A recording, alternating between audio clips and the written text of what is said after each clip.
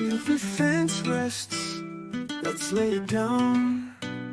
Gonna dig deep, wave that verdict round. The defense rests, time to analyze.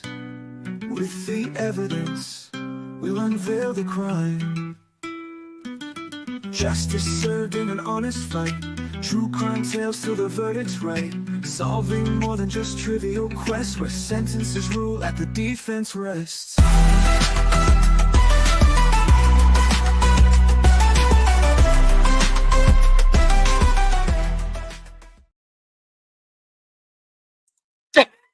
It helps if you turn the camera on, Jodie.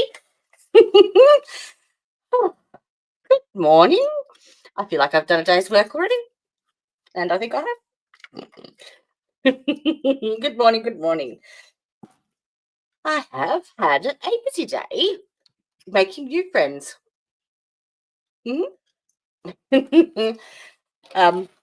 Yes, been a good day. How has everyone else's? What is it? It's Saturday, isn't it? Christ. Saturday. 29th. So, how many days? Only 32 days. 2 more sleeps to the new year. Another year gone. Poof, down the drain. Good morning, Miss Christine. Lovely to see you. Again, we have some links at the top of chat for two of our amazing true crime family starting their channels up, and the link for the merch site for Ty's fundraiser. We are up to the $45 mark. So it looks like I might be increasing the length of time. Miss Anna, Miss Judith, welcome. Good morning, Mr. Bry. Hello. 2 days in a row. How blessed are we? Very lucky. Welcome. Yes, been in a meeting with Steve Gosney. So he's in Miami-Dade. Mr. Udo, down there your way. Very, very smart man. Very lovely. Just lovely. So we were just ironing out the crinkles for the podcast. So it should be a ripper. Good morning, Anna. Good morning. Yes, it's been a while, I know. Where's Miss Teresia? Where is she? Yes, I did get it, Christine. It's your birthday one. We've got a little bit of time yet. It's not till the 17th. Yes, where is Miss Teresia? That is unusual. And Miss Elizabeth and Cindy. There she is. Speak of the devil, and she shall appear.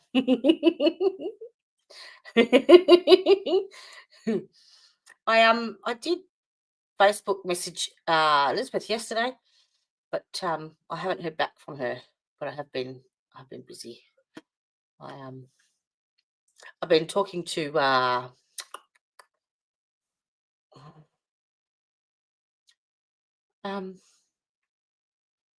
who was the lovely new sub we had yesterday? What was her? Really, really good. He's amazing. Yes, very, very clever man.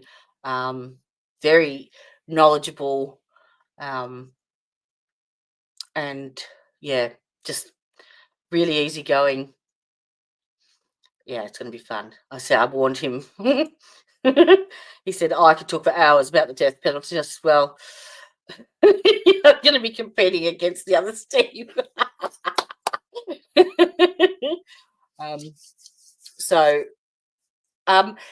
Yeah. Audiobooks? Can I bought the audio book of his yesterday, and my plan was to lay in bed and listen to it.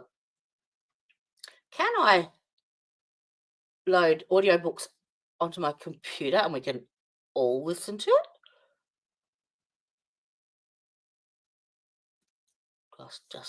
I don't know. I just thought about it then. Might be something that we can do together. I'll research that whilst we're watching this. Now, I've got a few things up about Mr. Roberson. If you missed yesterday, we what was her name, Tricia? She was in all night last night. Funny. The new lady that came in. The lady whose fiance had been killed. Yes, Kirsty. Yes, I've been in touch with her all day. I'm not via email. She's apparently good friends with none other than Runkle of the Bailey. So I've been playing go-between, trying to organise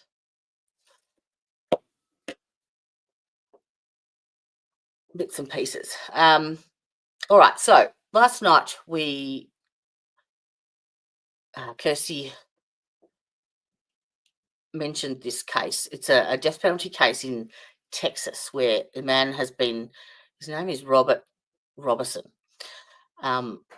He was sentenced to death, and his execution was set for October 17th last year. And at the last minute, he got stay, I think, or a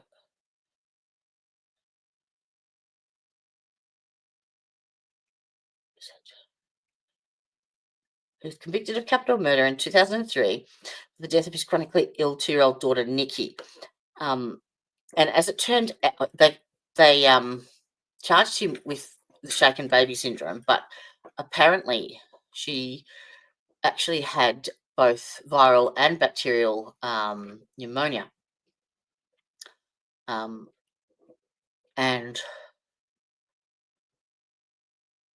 yeah, they managed to delay.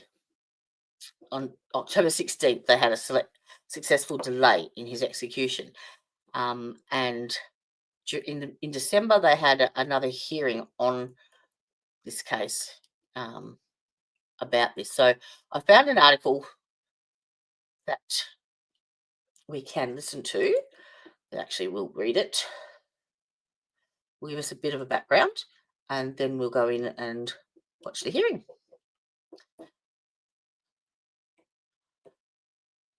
What am I missing? What am I missing? Darcy. Was that one?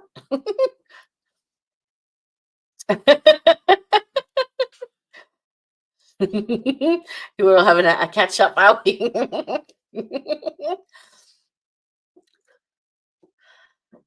He's a friend of the. Oh. Oh. I'd love to be able to go for a walk. That'd be nice. All right. So this is I think it's a Texas Mail. Something like that. And we've got the audio version. So I don't have to read.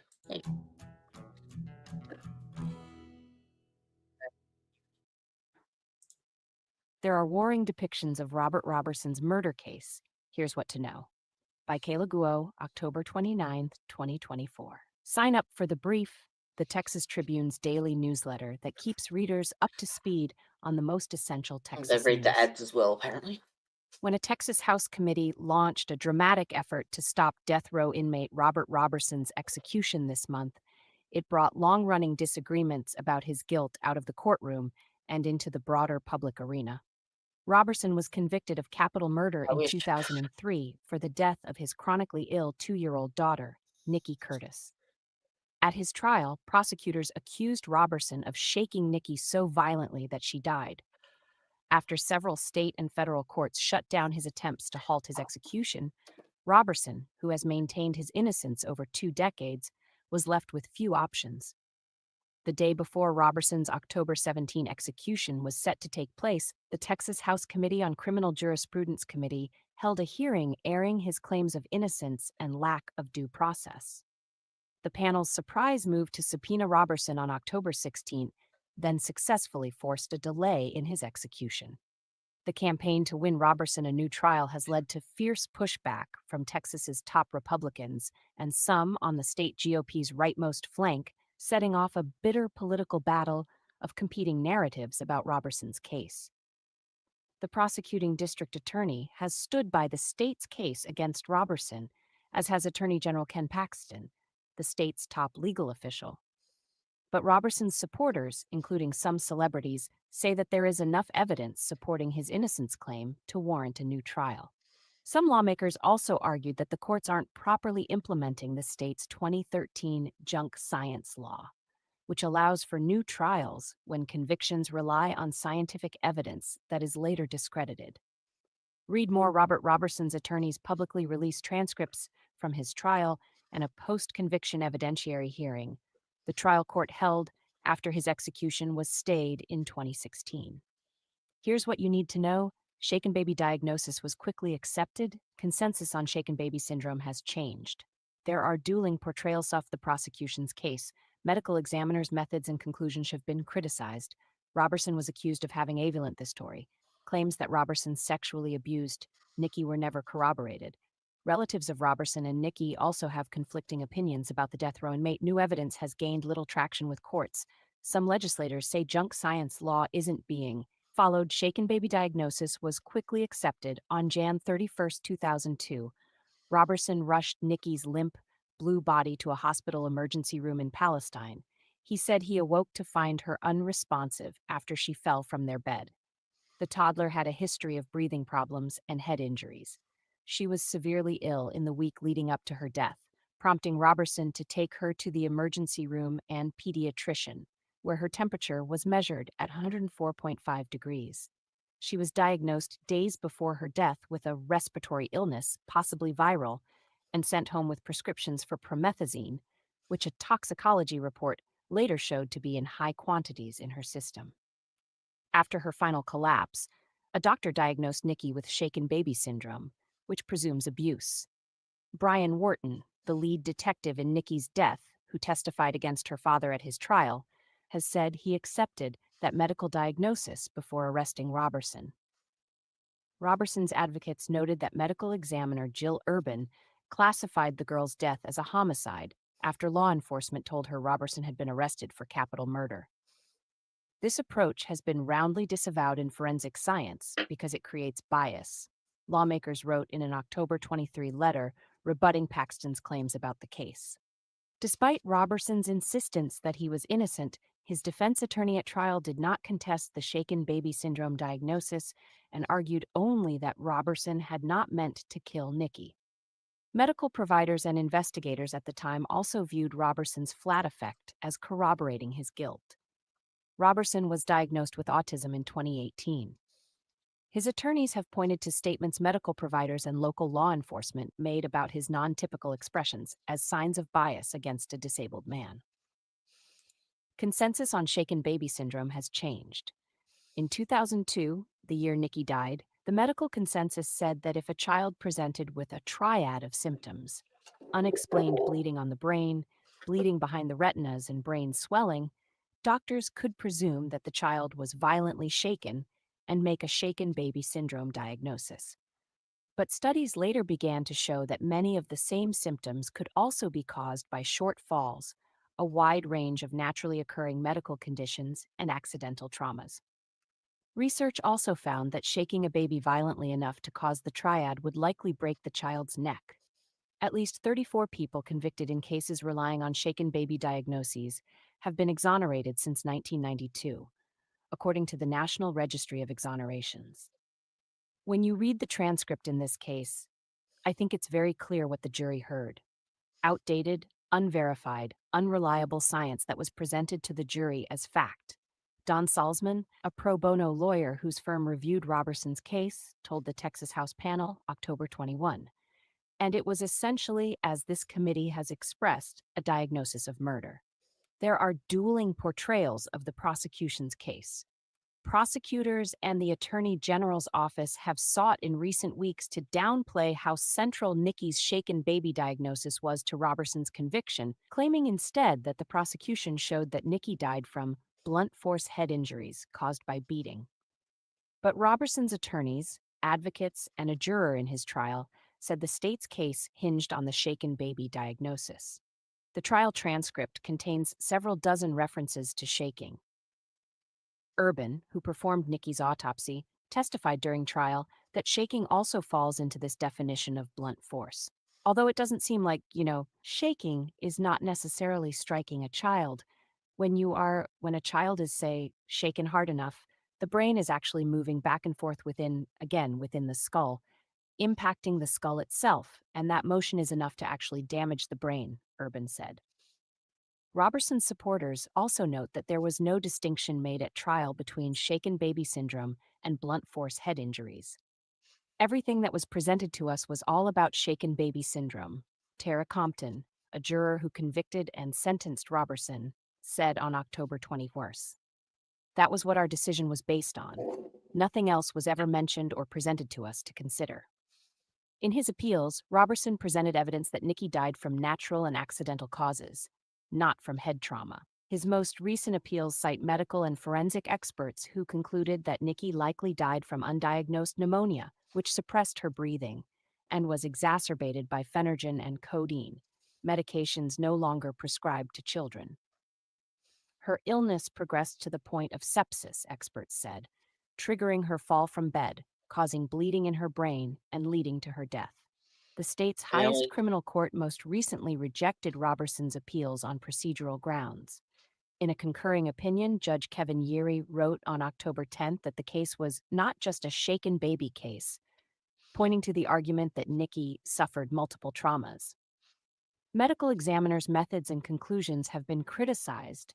The Attorney General's office and the prosecuting district attorney have sought to portray Roberson as a child abuser with a violent history who beat his daughter to death. Paxton, in particular, has promoted claims that there were multiple sites of physical trauma and widespread bruising on Nikki's body, claims that appeared to be based primarily on Nikki's autopsy report, which he attached to an October 23 press release. The treating physicians who first saw Nikki, who had a bleeding disorder that made her prone to bruising, including from medical intervention, did not make note of multiple sites of physical trauma upon her arrival at the hospital. Since Nikki wasn't admitted with these injuries, and especially because she had a blood clotting disorder, it's clear that they came from 2 days of being picked up, moved, and manipulated during emergency procedures. Where is it? It's Texas.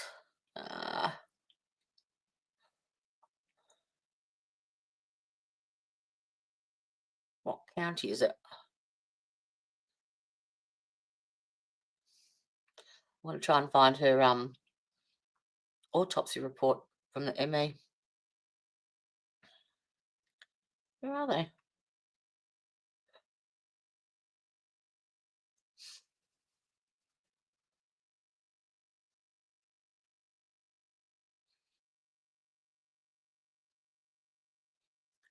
I can't even see where they are.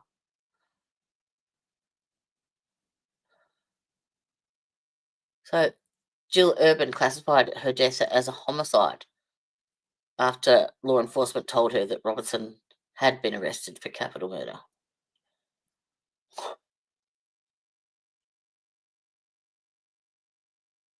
I can't even find where they are. Mind you, my eyes aren't focusing very well today. I didn't get a great deal of sleep.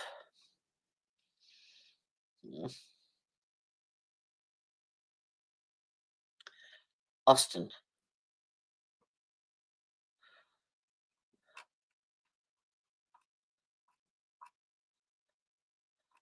All right, let's go back and play. Sorry. A group of lawmakers wrote in a rebuttal to Paxton's Anderson October County. 23 statement. An initial CT So, scan before Anderson Nikki's County death clerk, showed yeah? only a single site of physical trauma on the back of her head. The state's principal medical witness, Dr. Janet Squires, testified at trial to just one impact site. I'm emailing Several on medical Facebook experts who were messaging. asked to review Nikki's records by Roberson's Streaming. current attorneys reached the same conclusion. A single impact site is consistent, Roberson's advocates said, with his explanation that he had woken up to find that Nikki had fallen from the bed before he rushed her to the hospital.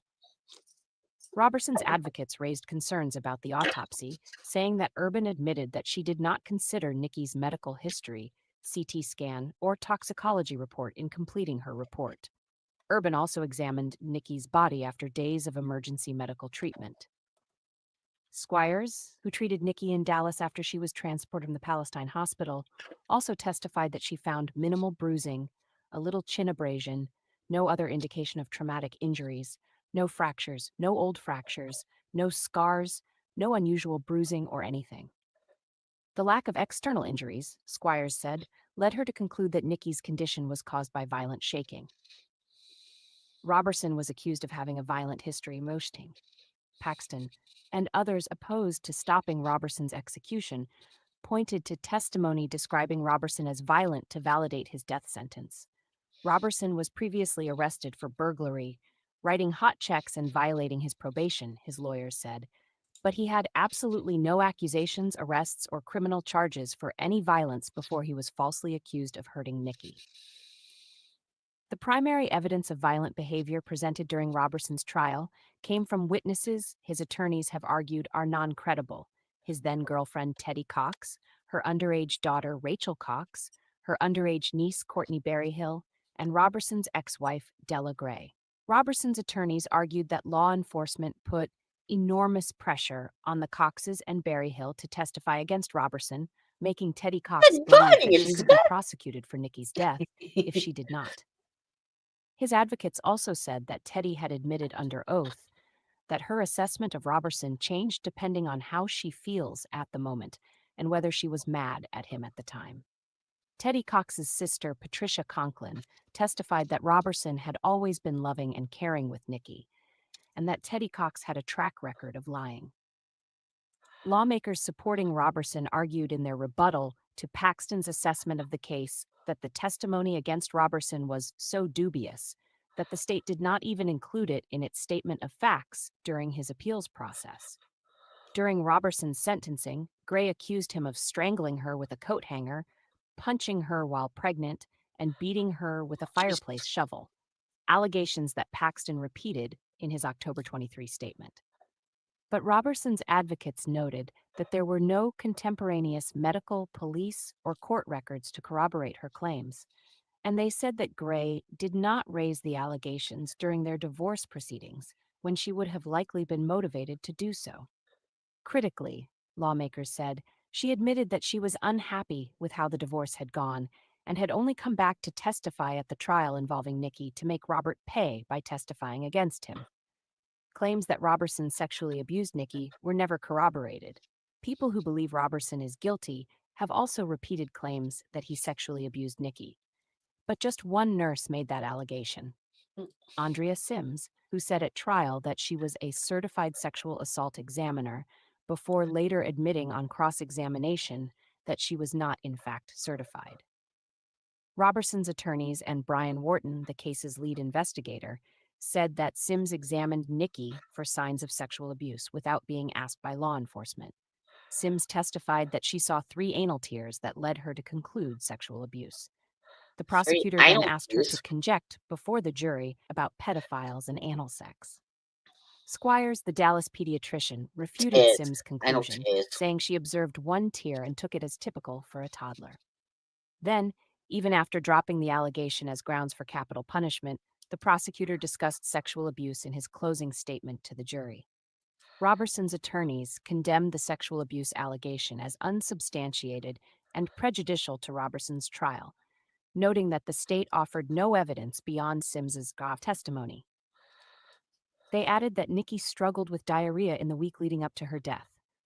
This is being thrown around, in my opinion, recklessly and dangerously all over the internet right now, that Roberson sexually abused and did other things to Nikki, State Rep. Brian Harrison, R. Midlothian, said October 24th. He asked Salzman, who supported Roberson's appeals, whether there has ever been a scintilla of substantiated evidence to support that claim. Absolutely not, Salzman said.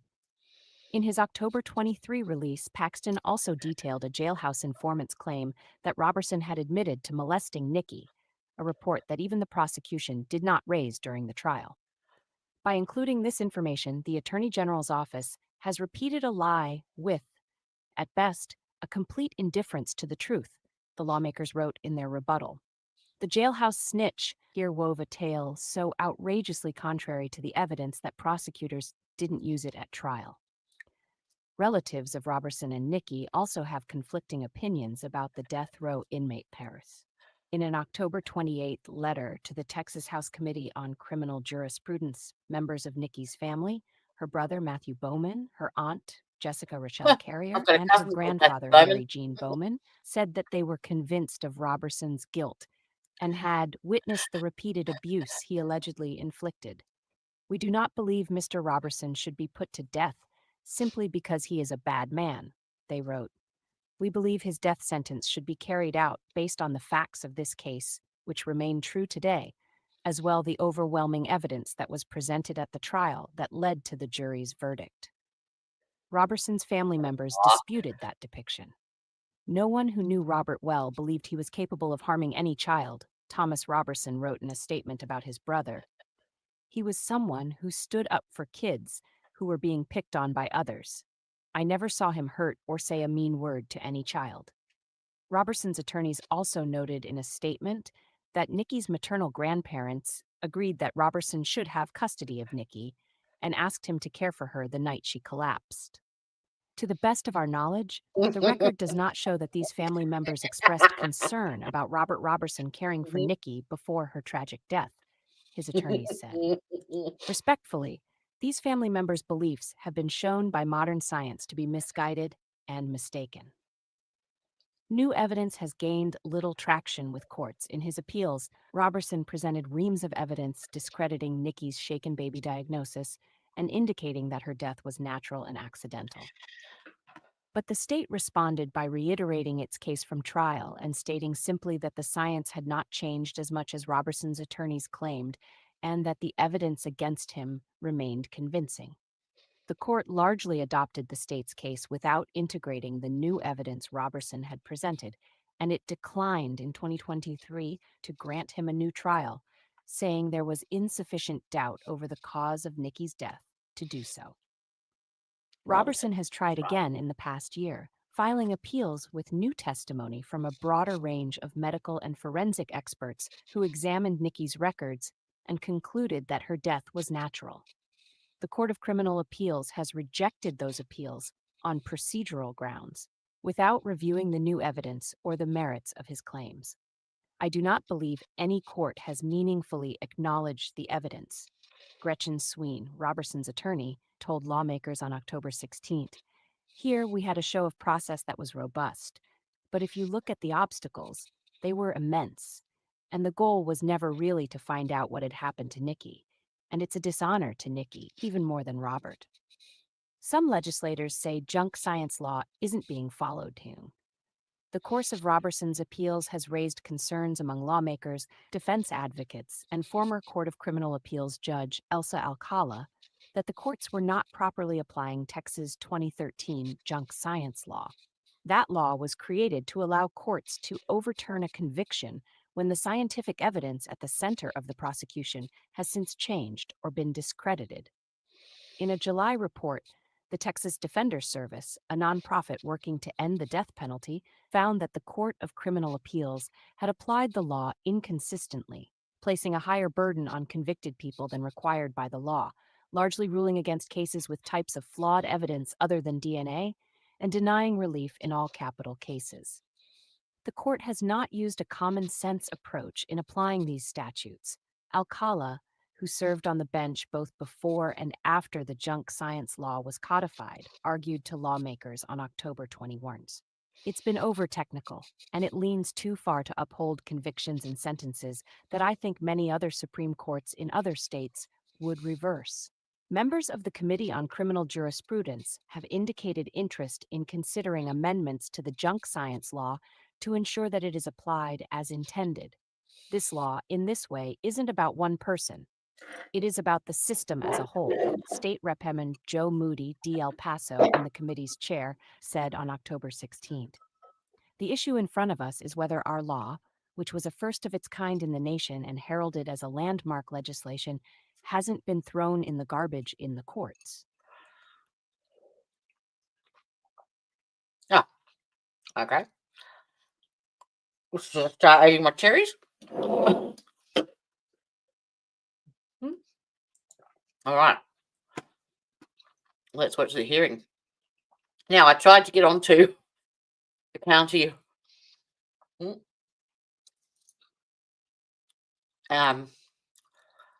Anderson County Clerk of Courts. I have to fill out a FOIA request. And a US address. So, bye-bye. All right. So this one.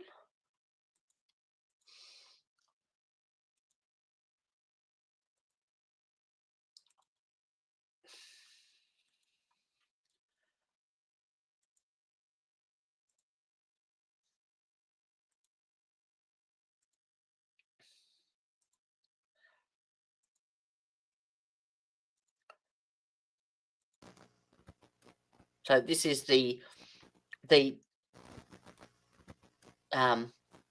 Committee of Criminal Jurisprudence, the Texas House hearing on the junk science law. This was in middle of December, I think, the 20th of December or something, from memory.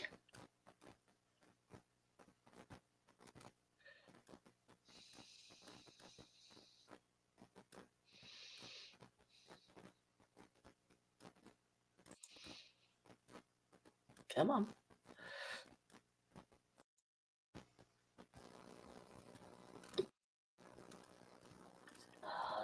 Starting. I probably should have queued that up. Oh, there's a few more. Tell me I've got this side muted. No.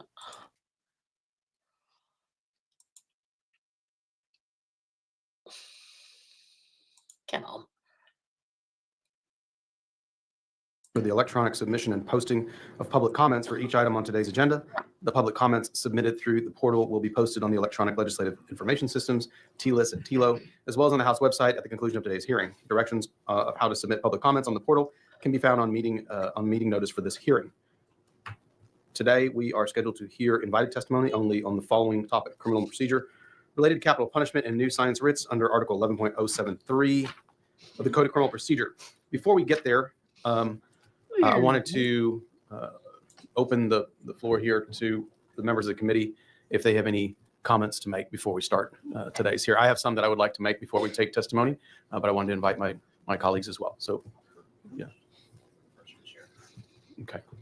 All right. Well, then I will go first, and then I think some of my colleagues may have some words to say. My expectation was that we would have Robert Roberson here to speak with us, but that won't be happening today. And I'm sure you've all seen the motion filed by the Attorney General's office. And I'll tell you right now that it's filled with dishonest and factually disprovable claims about the process that we have engaged in. Everything this committee has done, it's done in the light of day.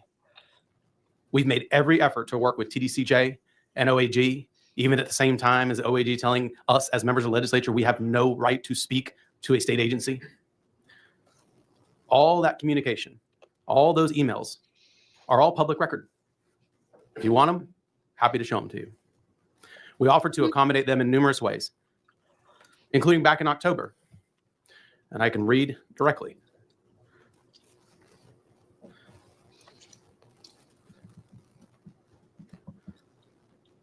October 21st, We'd consider it satisfaction of our subpoena and any subsequent one we might be required to issue in terms of timing, if no later than this Sunday our committee was permitted to meet in person with Robert at his place of incarceration or other TDCJ-approved premises.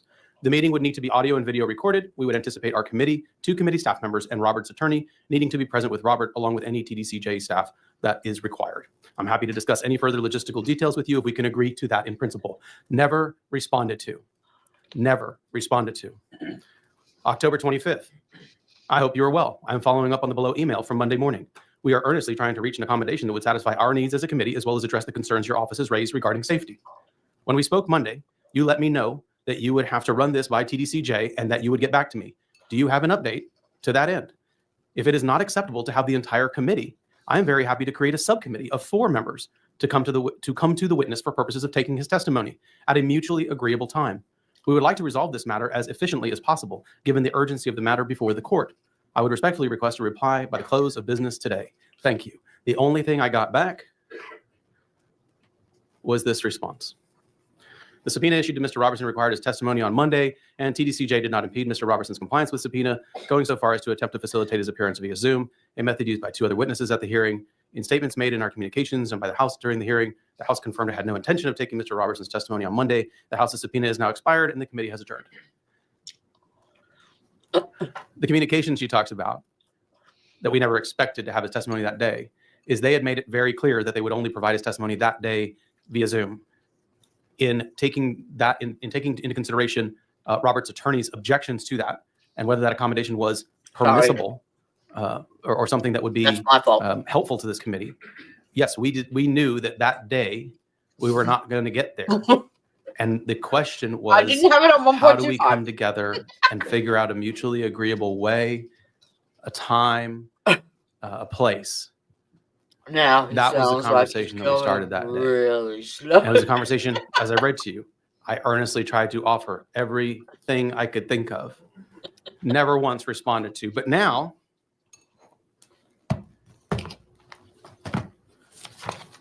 in this motion, filed yesterday, here's what the Attorney General's office said. The committee has refused to meaningfully engage with TDCJ in good faith discussion to explore any potential compromise. This is the dishonesty that I'm referring to, because these are just facts. These are emails and public record. This is what they filed in Polk County.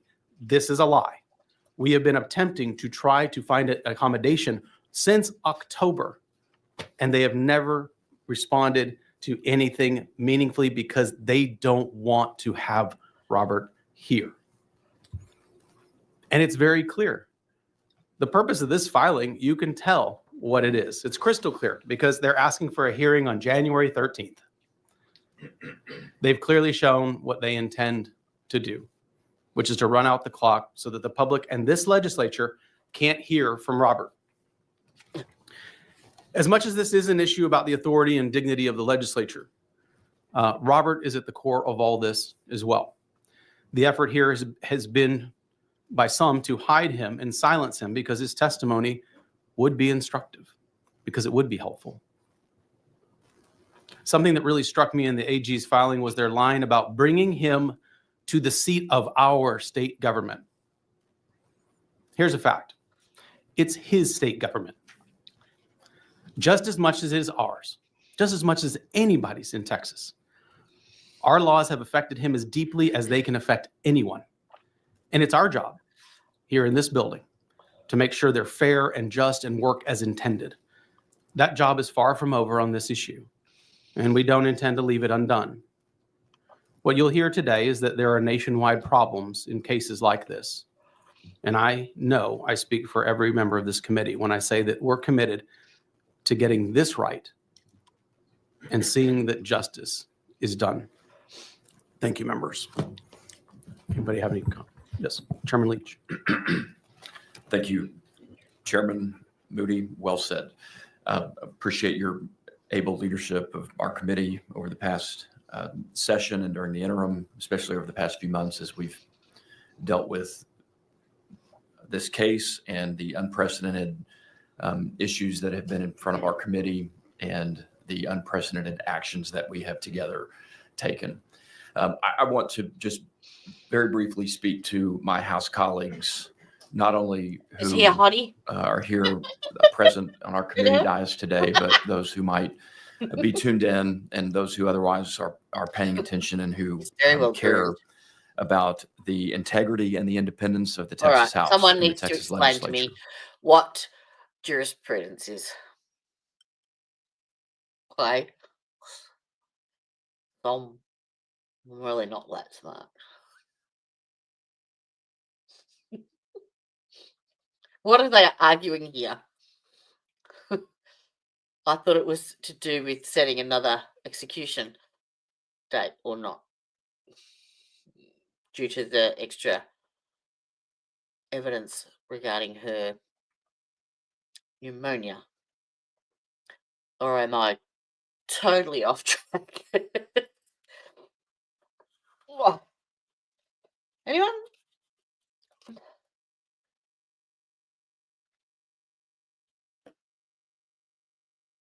He must have gone. Normally the second you say hottie.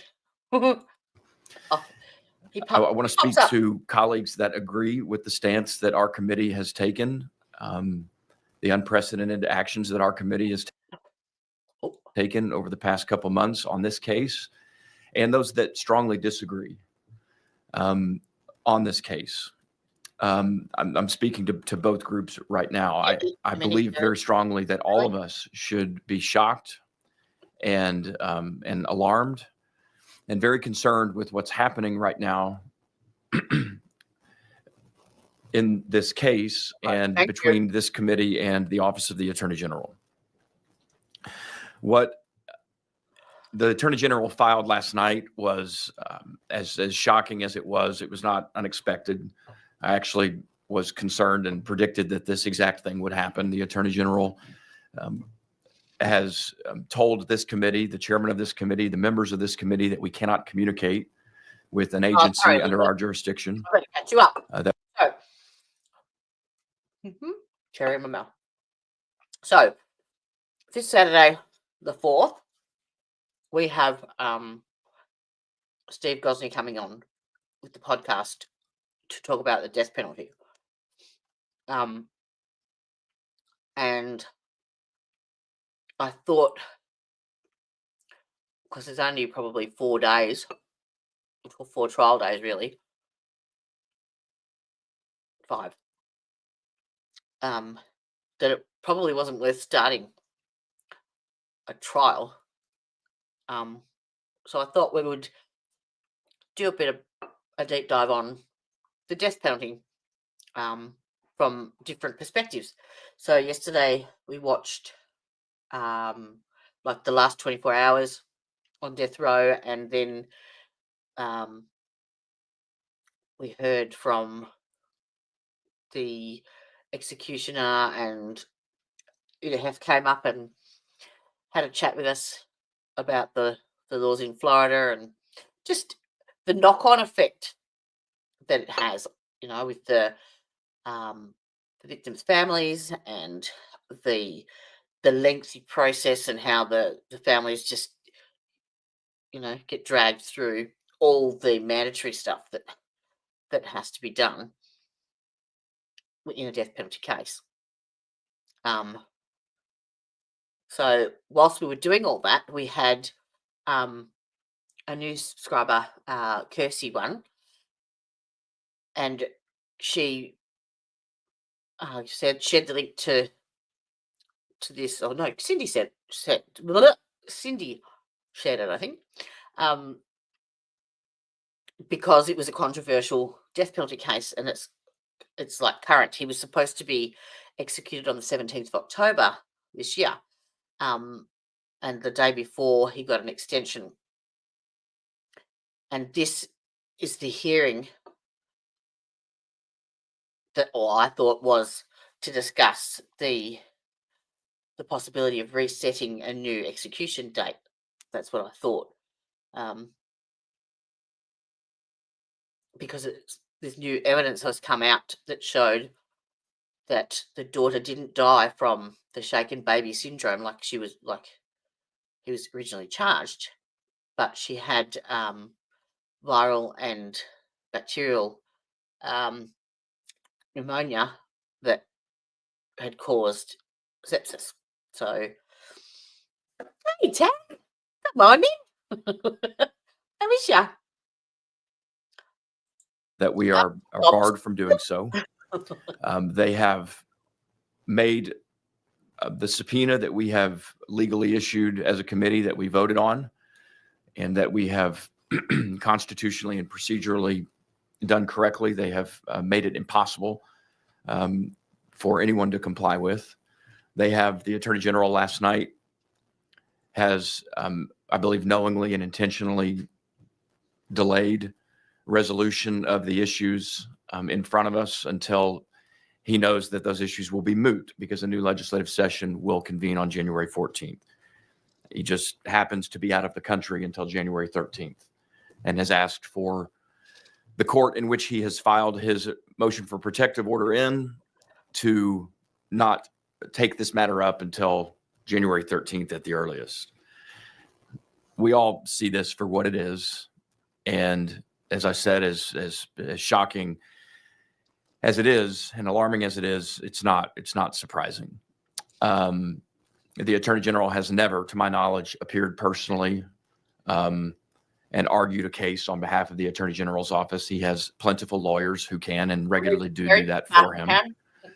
And this, if they believe strongly that this committee has not complied with any rules or with the holding of the Supreme Court from last month, then they can, and they have alleged those arguments in the court, and we could respond and we could have a hearing next week, the week after, certainly before January 14th, when this committee loses its jurisdiction and its power. Members, can you imagine the Attorney General's office telling the Appropriations Committee that the Appropriations Committee cannot communicate with the Comptroller's office? Can you imagine the Attorney General's office taking the position that the Agricultural Committee cannot communicate with the Department of Agriculture, with the Ag Commissioner? Can you imagine the Attorney General's office telling the Judiciary Committee that we cannot communicate with the Chief Justice or with the State Bar? That's what's happening here. That's exactly what is happening here. The Attorney General telling a standing committee of the Texas House that we cannot communicate with the Texas Department of Criminal Justice. And so, members, I know on this committee are concerned. I've heard from members over the last 24 hours since the Attorney General filed his last-minute filing who disagree with us on this case, but who are equally concerned about what the Attorney General has done here.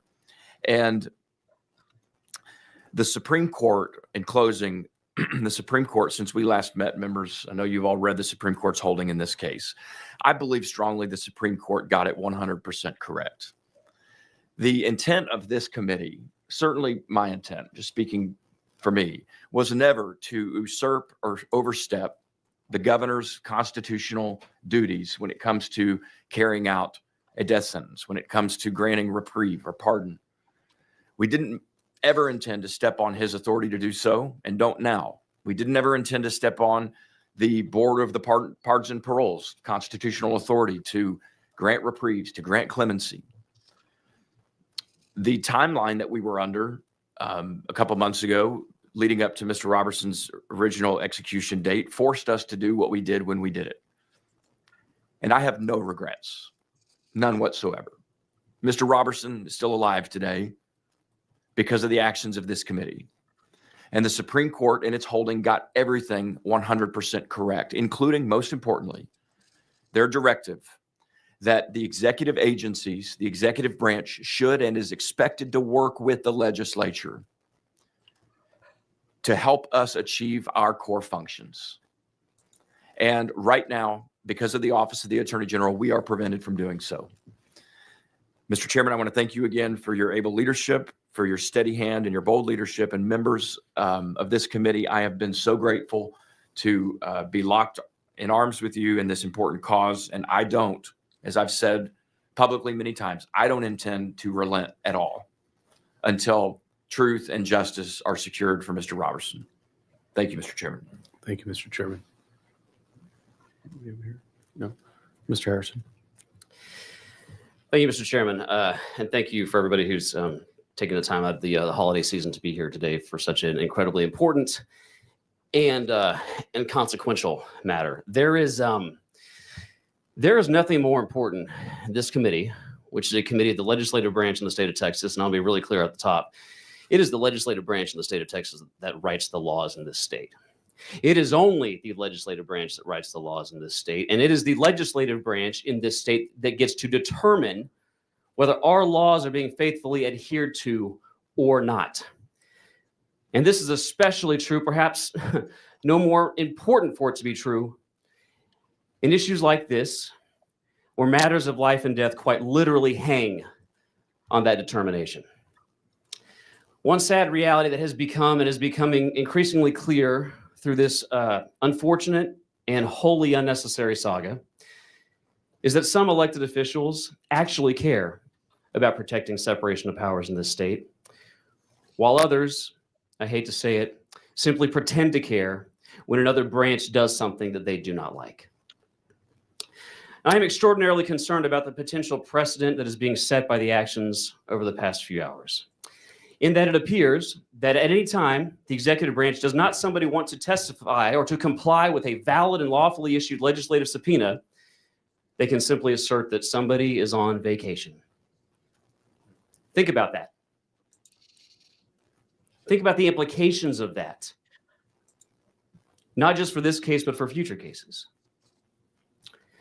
This is the type of action, I believe, that genuinely gives rise to a potential constitutional crisis regarding separation of powers.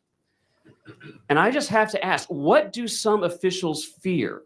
Why do some officials fear Mr. Roberson's testimony so badly? If the case against him is so open and shut as they say, why are they working so hard to flaunt laws passed by our legislature and signed by our governor that should have given this individual a new trial years ago? What is the possible harm in letting him speak here, or more to the point, letting a jury decide his case with the totality of evidence before them, something that has never happened in over 20 years, or at all? Are government officials really willing to let a potentially innocent person be put to death by the government in order to protect the reputation of a government system? As a constitutional officer of the state, as all my colleagues are constitutional officers of the state here, that is not something I will abide by. I will never blindly trust the government. And I will say this to my colleagues on my side of the aisle, it is a wholly inconsistent application of skepticism of government action, which, by the way, all of us who call ourselves conservatives claim to believe, to turn a blind eye to potential miscarriages of justice in our criminal justice or our judicial systems. Why are we skeptical of government action in every other area of government policy except for our criminal justice system? That's a question that colleagues on my side of the aisle need to grapple with. Ladies and gentlemen, we must never stop fighting to protect individual liberty, due process, separation of powers, and as our founders were so concerned because they spent a disproportionate amount of time in our Bill of Rights protecting the rights of the accused. Texas should lead the nation in just about everything. I firmly believe that. I think everybody in this room probably believes that. But executing innocent people, not one of them. And I don't know who still needs to hear this. But executing potentially innocent people is the exact opposite of justice. And I will be damned if I'm going to sit idly by and let my children, and your grandchildren inherit a state where potentially innocent life can be taken from them by the government, absent fair trials and absent due process. We are Texas, ladies and gentlemen, and we are better than that. One thing that needs to be cleared up. While this committee, my bipartisan colleagues on this committee, remain united, the divisions of this case, which have been grossly misrepresented in the press, are not between Republicans and Democrats. They are not between supporters of the death penalty like myself or opponents of the death penalty. The reality is the division in this case is between those people who have studied the facts and who know the facts of this case versus those who do not. And I firmly pray, and I do believe it will become apparent in time, who has been on the right side of history in this case and who continues to champion the execution of a potentially innocent person who has never had a fair trial. And in closing, I just want to once again reiterate my profound and heartfelt appreciation for every member of this committee who have put aside the issues that usually divide us so that we can come together and unify in the pursuit of justice. Thank you for being here. Thank you, Chair. Thank you, Mr. Harrison. Mm. Okay. Anybody else have any other comments before we begin?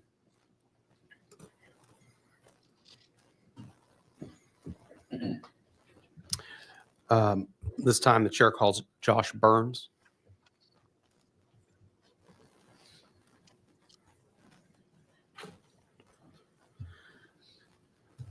Mr. Burns, welcome Thank you. to the Capitol. Welcome to the committee. Before I turn it over to you, I want to thank you for taking the time. I know you traveled a little bit last minute to be here with us, but I think it's important that we hear your story, and I want to turn it over to you to be able to do that. Before I do that, let me just do a little housekeeping. I have you registered as Josh Burns representing yourself, and you are testifying neutrally today since there's no legislation before us. Is that correct? That's correct. Okay. Mr. Burns, I will turn it over to you. I know some of the members may have some questions they may ask as you testify, unless you'd prefer us to wait till afterwards, whatever is easiest on you. If it pleases the committee, I have a brief statement to read, and I'd be happy to take any questions. Sure. from any of you. Okay, let's do that. Yeah, Great. go ahead. Yes, sir. Great. Mhm. Well, first off, I want to thank the committee today for this opportunity to speak. Again, my name is Josh Burns. On November 21st of this year, I was exonerated of a crime that I didn't commit in the state of Michigan after a 10-year battle to fight for my innocence. 10 years ago, I was accused of shaking my infant daughter, Naomi. She fell ill 2 months into her as a baby, and she had a failure to thrive and was just really struggling to regain her birth weight. So 2 months in, she fell ill, and after 3 days of visits to the emergency room and the pediatricians, she went unresponsive in my wife's arms, and we were in an ambulance going to the University of Michigan Hospital in Ann Arbor. At the hospital, they suspected a virus, and after 10 days, my daughter started to make a recovery. But then everything changed. They found through testing subdural hematomas and retinal hemorrhages.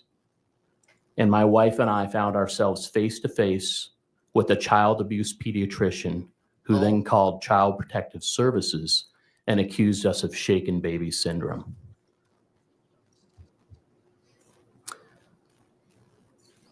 So over the course of 7 months, my daughter was taken from our custody, put in foster care with strangers that we didn't know.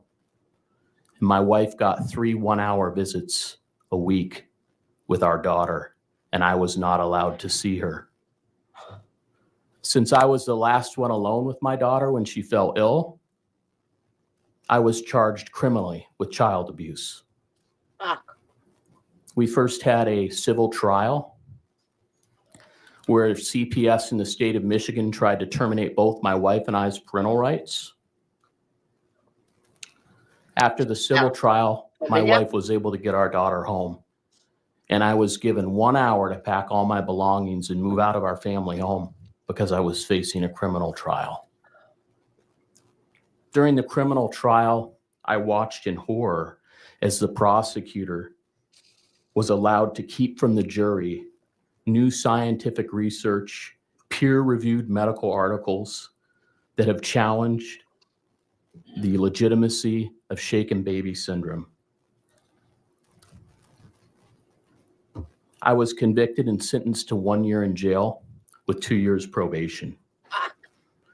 Thankfully, the University of Michigan Innocence Clinic took my case on direct appeal, and they have fought tirelessly for the last 10 years for my innocence.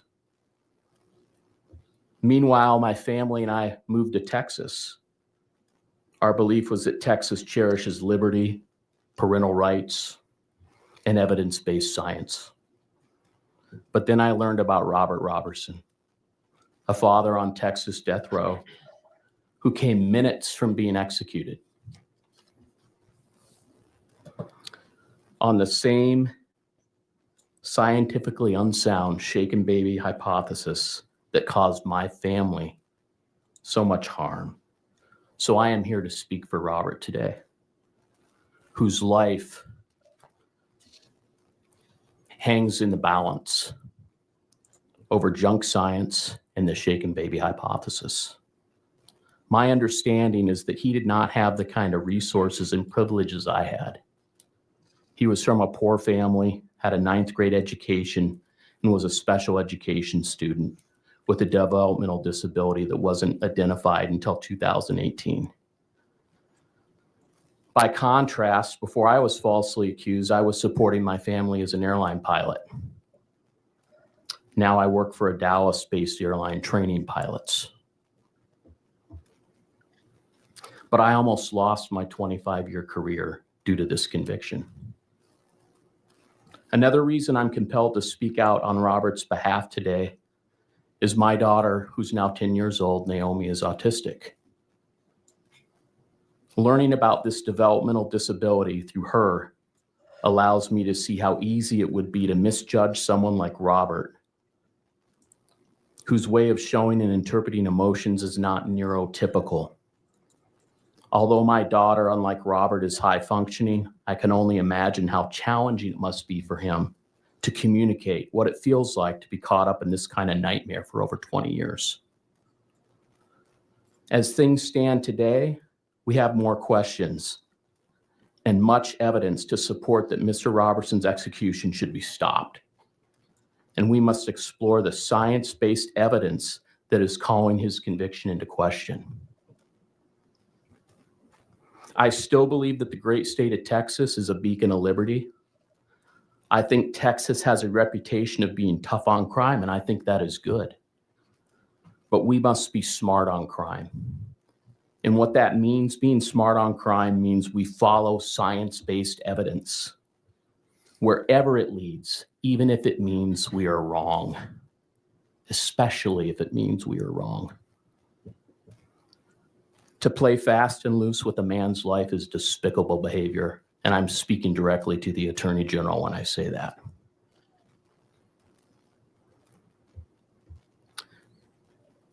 It goes against everything Texas and this nation stands for. I have followed so many cases around this nation. I am the 36th exoneree from shaken baby syndrome, but there's hundreds more.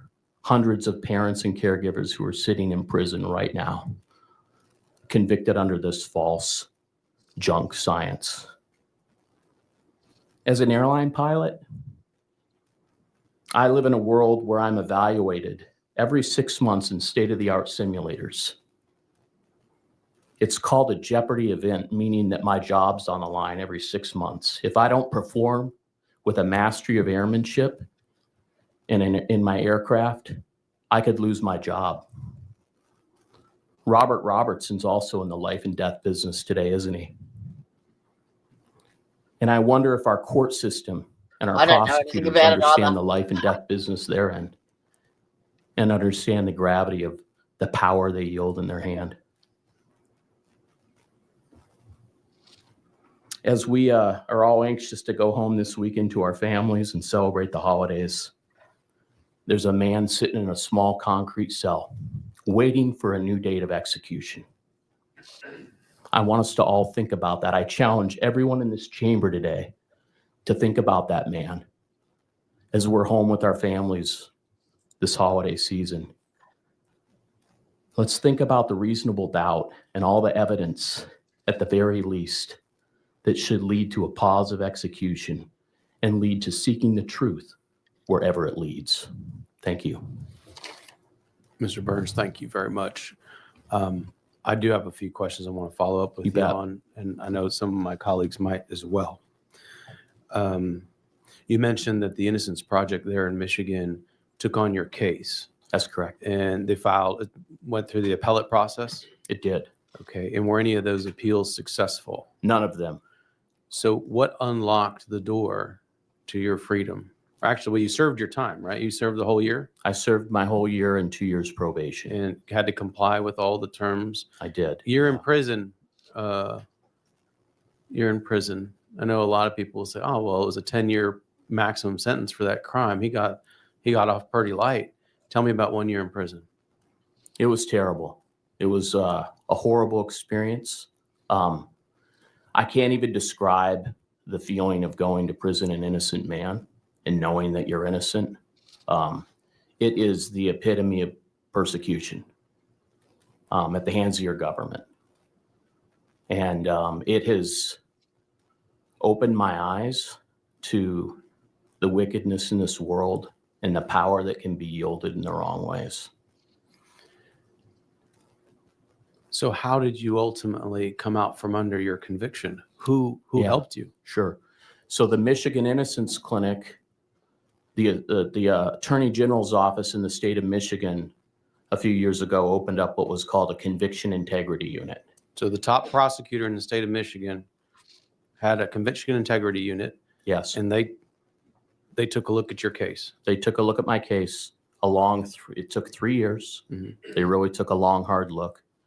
I had 9 expert witnesses, leading neurologists, leading pediatric retinal eye doctors that have reviewed my daughter's case.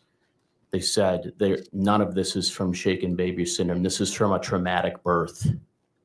And there's no science behind how long it takes retinal hemorrhages and subdural hematomas to leave an infant's body. So there was enough reasonable doubt there to overturn my conviction. So the Attorney General's office led, along with the Innocence Project, in Correct. Michigan, They led the fight. led the fight to make sure that justice was carried out in your case. Yes. You know, I know, when I served my time as a prosecutor, that's part of the oath you take to see that justice is done. I'm glad that the Attorney General in Michigan saw that was their duty as well, to make sure that Well, it sounds like the same duty. to ensure that justice is ferreted out, and if there's a mistake, to rectify it. So I'm grateful for that. Was there anything in the process that looks like junk science relief? You've read about the stuff in Robert's case, and some of this Article 11073 is what we're trying to kind of dig into. And just, is there anything analogous to that, or what are some of the? And I know you're not a lawyer, but as you went through that process, was there some relief that looked like kind of what we have here in Texas, or anything to that? There's no junk science bill or anything on the books in Michigan in that way. There are many pathologists, doctors who are still brave enough to testify against the shaken baby industrial complex. That's what I'll call it. No. Anyone who comes up against this group is threatened. Their legal licenses come under. That link is just a link to a t-shirt I might have designed. Actually, that's probably taking you to my I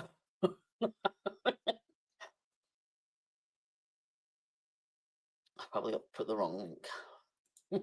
I mean, this is it's a cabal. Mm-hmm.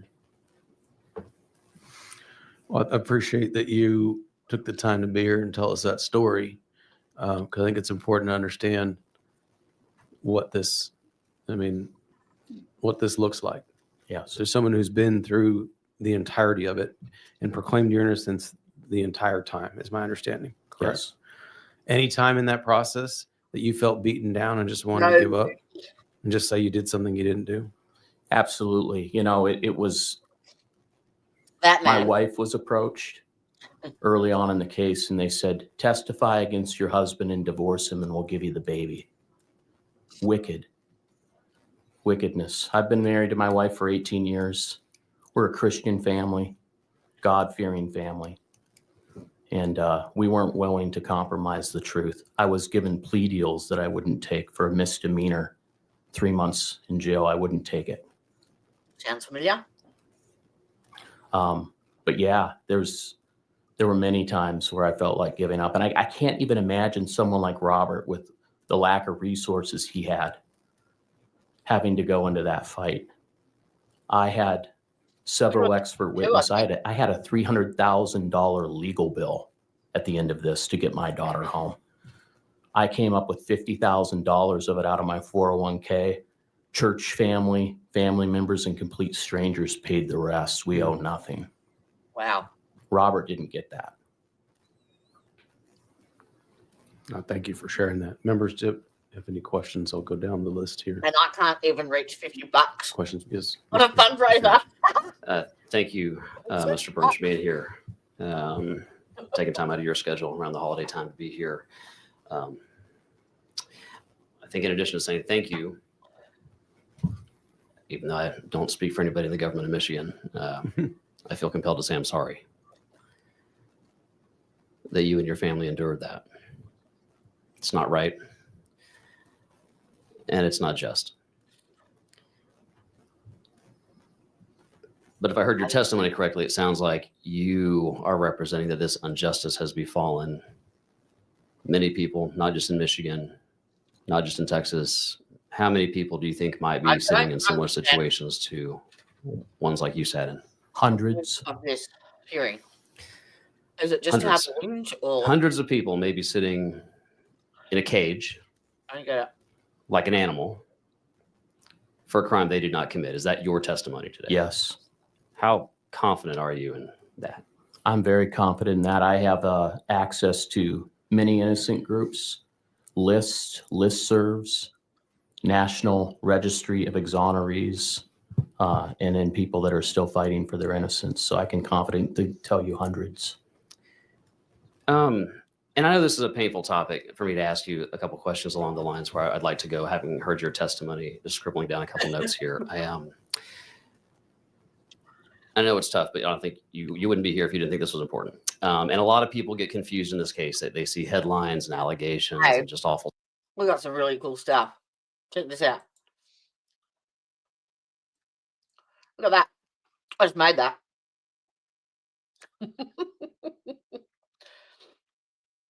You know you want one. There you go. How cool is that? All right, that looks good. Play my own trumpet. All right. I'll put it back. Sounding words, legal jargon. And can we just bring this back home for a minute and just, we're all human beings, and you're a human being, and your wife, your daughter. Tell us a little about the impact on you and your wife's emotions upon learning about you had a child that had illnesses. That must have been very difficult. Talk about how just the baseline level of struggles you and your family were undergoing, and then layer on top of that what it was like. Take us inside behind your eyes. Mm-hmm. When you learned that not only were you struggling with an infirm daughter at the time, but that you were going to be accused by your government of being the cause of it. What was that like for you? I felt completely betrayed. Betrayed by who? By the system, by medical doctors who took an oath to do no harm. I felt betrayed by my government, The links my in country. I lost my job because of this. All the seniority I had at the airline I was flying for at the time, I lost all that. Had you had any history of things like this that might lead somebody to reason to believe you would harm a child? No. Did you believe once you first realized that because of this, the child abuse pediatrician that for whatever reason was interacting with your daughter, and you became aware at some point that they were zeroing in on you, did you believe that as an American citizen, you would be charged of a crime like this? No. You have. Did you actually see all the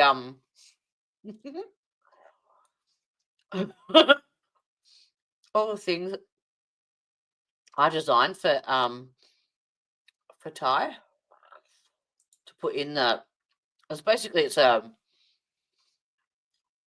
an online shop where you pick what items you want to sell, any types of clothing, ladies, men's, hats, bags, and you just upload your logo or whatever you want, and you can pick.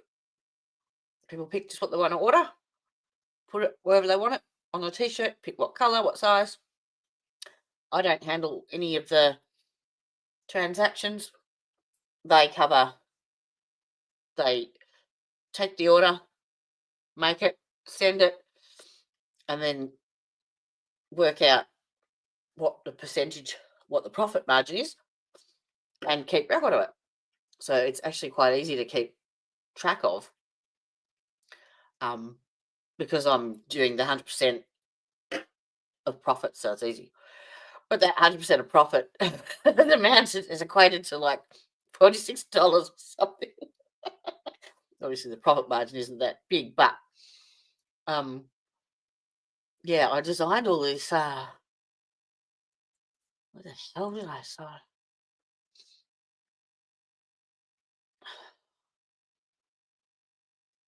I still like this.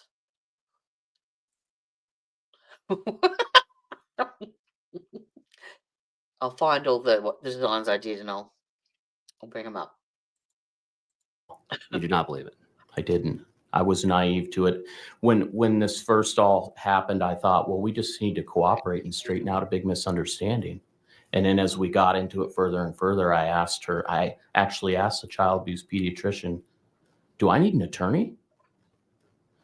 And I can tell you something very egregious about these child abuse pediatricians. They don't treat children. They investigate. They do investigative interviews and contact investigative agencies, child protective services, police departments. They don't actually treat children. In fact, the child abuse pediatrician who I came into contact with has a federal grant to diagnose abusive head trauma, which is shaken baby syndrome. There is the link in, that's the link to my merch store, and it's got all of the, you basically go right down to the, scroll right down to the bottom, and where it says customize, and then you pick what item you want, whether it be one of them, if you can see that properly, one of these, clothing, t-shirts, hoodies, whatever, hats, and then you pick what design you want on it. So I've got the defense vests, I've got my avatar, I've got a few logos I designed for Thai, and then a few slogans about Key West, like funny ones, like bumper stickers. Oh, and I've got the podcast logo up there too. So you can then pick your item, pick what logo, you can move it around and place it wherever you want, resize it, add text, change colors, whatever. Yeah. And then I just get an email saying, someone has bought from your shop. Yay. That's it. Done. Syndrome. It's the new word they use. Yeah, they can't call it shaken baby syndrome anymore. Why can't they call it shaken baby syndrome? Because that science has been defeated. Yeah. Could that explain why the Office of the Attorney General refuses to refer to Mr. Roberson's case any longer as a shaken baby case? Absolutely. Very sad. Oh, I've lost my relay. You were shocked to learn you were charged. Did you ever believe, as an upstanding citizen who loved their daughter, and to be very clear to everybody, the government, no government at any point, at any level, is maintaining the accusation that you harmed your daughter. Is that correct? Correct. Okay. So this is not my opinion up here. This is the official position of governments at all levels in the state of Michigan. How shocked were you when you went through the trial and found yourself convicted of a crime you didn't commit? It was very shocking, very tough to describe, especially as I awaited sentencing. They were still harassing my family. My wife and daughter had to leave the state of Michigan because they were still, CPS was still trying to enter the home and, see my wife and daughter. So it was a horrible time. I was awaiting sentencing, not knowing I was facing 10 years, having to have conversations with my wife like, hey, you've got the baby. You've got our baby girl, whatever you got to do.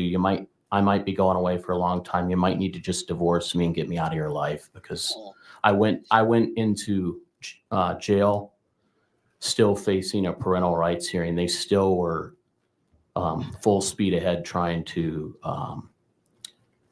terminate my parental rights. I had a parental rights hearing for termination while I was incarcerated. Right, see if you can read those. There you go. I made these as like bumper stickers. I really like the Mass v Key West, where a single letter makes all the difference. And Monroe County, where the prosecution's case has more holes than Mansfield's belt.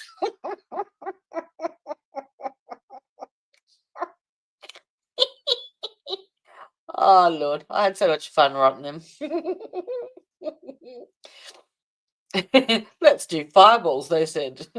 It'll be fun, they said. See, this is what I do when I've got so much work I need to do. I procrastinate and do shit like that.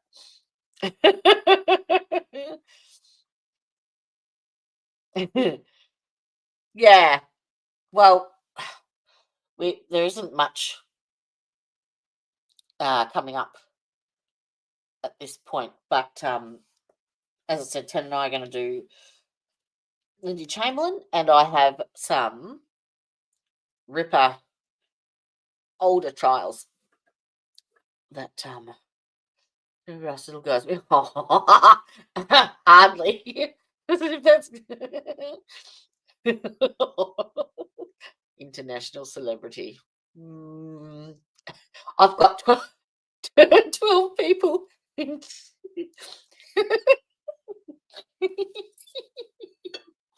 I shouldn't laugh because it's 12 more than I had 6 months ago, isn't it? I remember when I first started streaming, I think I spent probably a week talking to myself, and I actually have 2 channels. One's just dormant. I had StreamYard up on one of my monitors, and I had my other YouTube channel on the other monitor, and I would send myself messages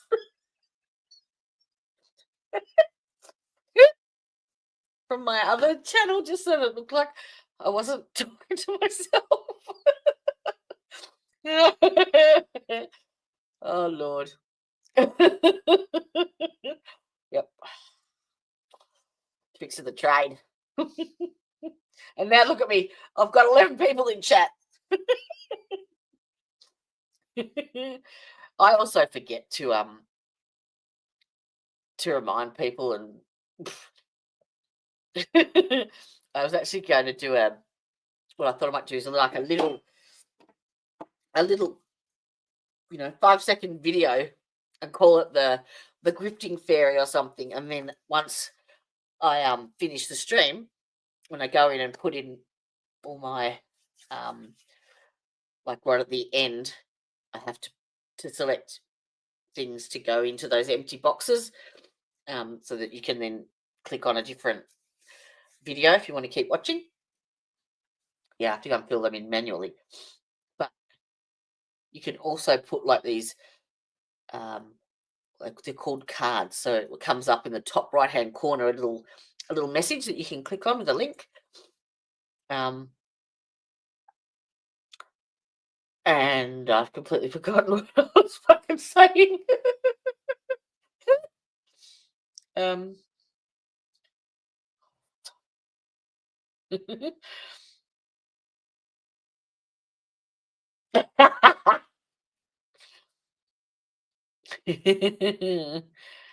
Oh, really?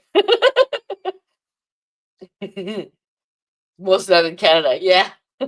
Apparently they got done their, what is it, the life flights or something? bringing cocaine in from Cuba or Colombia or somewhere. Sydney Powell.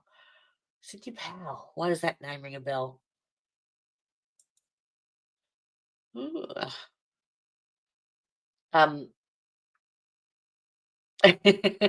What was I talking about? I've completely forgotten.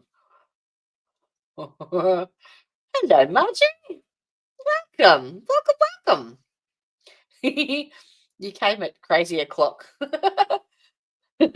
I'm halfway between a coffee and 4 a.m. What was I talking about? What was I?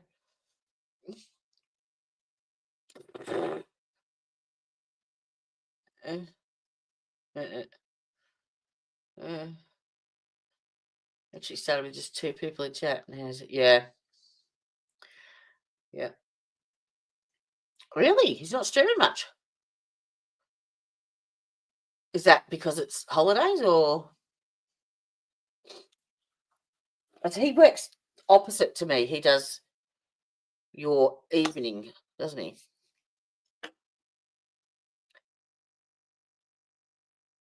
Hmm.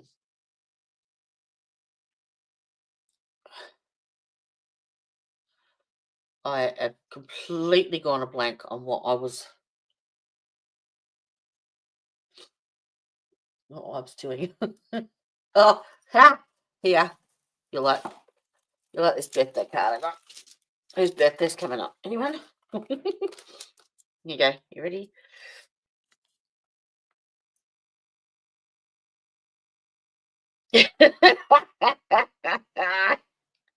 Yep.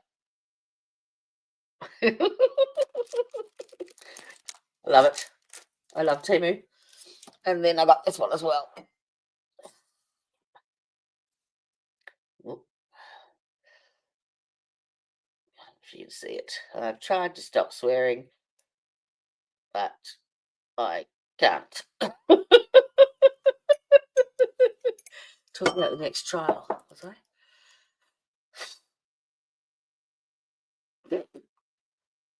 I know we're going to do Lindy Chamberlain.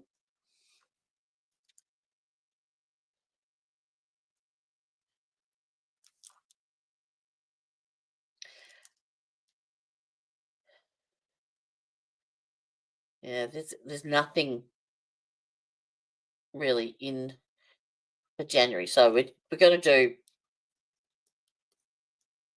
Lindy Chamberlain, and then I have Mark Wilson and I think Molly Tibbetts. Was it Tricia? Was it Molly Tibbetts? And there was another one about small town secrets. I've got my eye on a few, don't worry. But they're, oh, excuse me, they're older. They're like trials that are between 2 and 5 years old. They're not actually live. There's not much. Yeah, Molly Tibbetts. Yeah.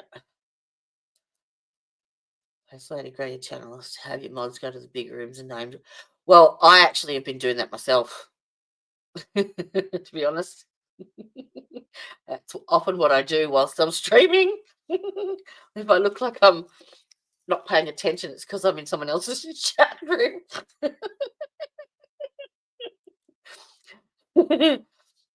Yes, we do. Yep. If it's got a silent sort of T, it's like we call mates cunts and cunts mates. But if you call them a cunt, that's when it's nasty. Molly Tibbetts. And there's one that I'm waiting on. It's called the Dating App Dismemberment Trial. Yep. But they've all been pushed back, like they were set for January, and they've been pushed back past May. And Brian Koberger's case,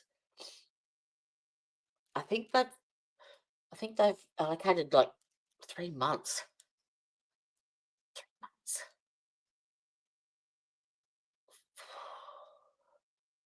So it's half of August, all of September, all of October. Actually, I think in half of November. It's ridiculous. Unless they're actually trying each one of the victims separately, but I don't know. I don't know.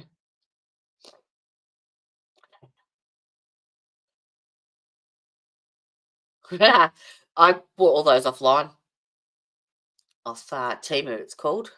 Temu.com. Temu.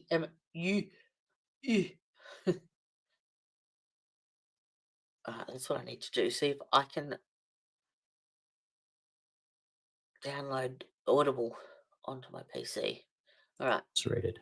And I'll search. And you were in prison for a total of a year. You got Yes. convicted, sentenced for a year. It's hard to imagine. It's hard for me to ask the question, but how would you extrapolate that if somebody was in your situation but was convicted of the same crime, the same theory, shaken baby hypothesis, but ended up spending over 20 years in almost exclusively solitary confinement? What would you say to that individual? What would you say to people listening to you right now, contemplating, grappling with that type of reality? I would say what you said first. I would say I'm so sorry that this has happened to them, but don't give up the fight. So I want to pick up on that because as I've discussed this case with people, not just across Texas, but all across the country who are shocked when they start digging into this, I hear people say when they're really perplexed by the actions that have been taken up here. And I've tried to make the point that, like our founders, they spent a lot of time on the rights of the accused and the Bill of Rights. Just go read the Bill of Rights. That was very important to them. One thing that I've heard repeatedly is that these are maybe somebody didn't commit murder, but if you're on death row, if you're convicted of murder, at a bare minimum, you're a horrible person. And this type of thing could never happen to me. So why should I concern myself with it? What would you say to somebody who disagrees vehemently with the actions of this committee? And one of the reasons is they believe they are upstanding citizens. They don't have rap sheets. And that the government could never falsely convict them of any crime. So of what consequence is it to them? What would you say to somebody who says things like that? It happened to me, and it can happen to anyone. It can happen to anyone. I was an airline pilot who went through FBI background checks every year to make sure I wouldn't crash an airplane into a building, right? After 9/11. There you go. Fingerprints on file with the FBI. So I can. I've logged into my audiobooks online for Steve's, the book in the middle. So we can actually listen to it together. Yay! There's a whole group of people saying Brian Cover is it. I know. And do you know who it is?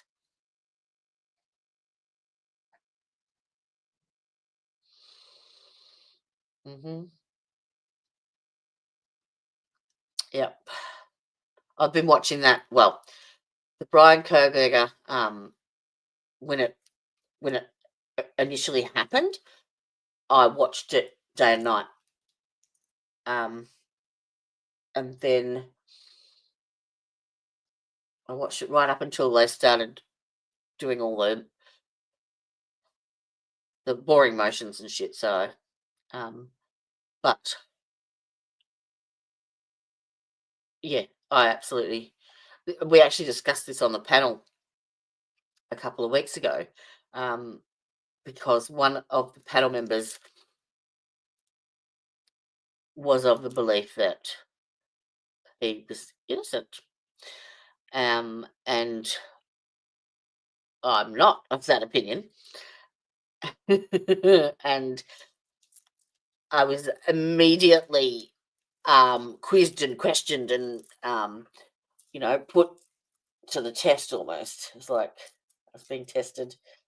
And because I had actually watched it all and knew what it was all about, I think they got a little bit taken aback. Oh, so you actually... Yes, I have. Yes. Some people actually use their brains. But yes, I you know who it is, don't you? You've had many conversations with that one.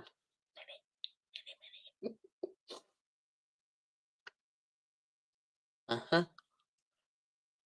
Because they were talking about she was saying that there was no evidence, and I'm like, how about the DNA and the snap block of the knife sheath under and it was Steve Gosney that actually piped up and went, yes, now that's really damning evidence as far as he's concerned, because that puts him at the scene.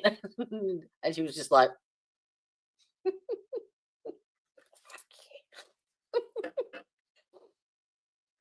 I love Timu. I get everything from Timu.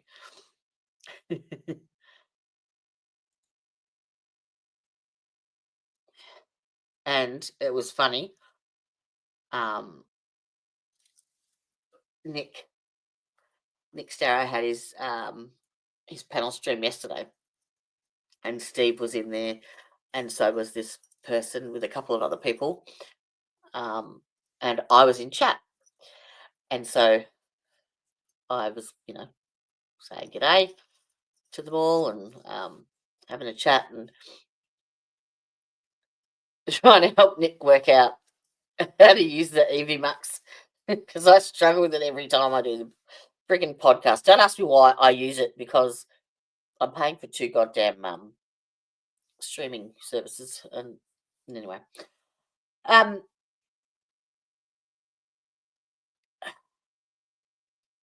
so once we'd been in chat for a while, they were swapping over people in the panel, and so she came back down into the chat and someone else popped up into the panel, and because Steve had seen me in chat, he brought up the podcast, and was talking about it, and not 2 minutes later she is like tagging him in chat saying, I'd love to have you on to talk about your books. We need to do a death penalty stream. And I'm just like,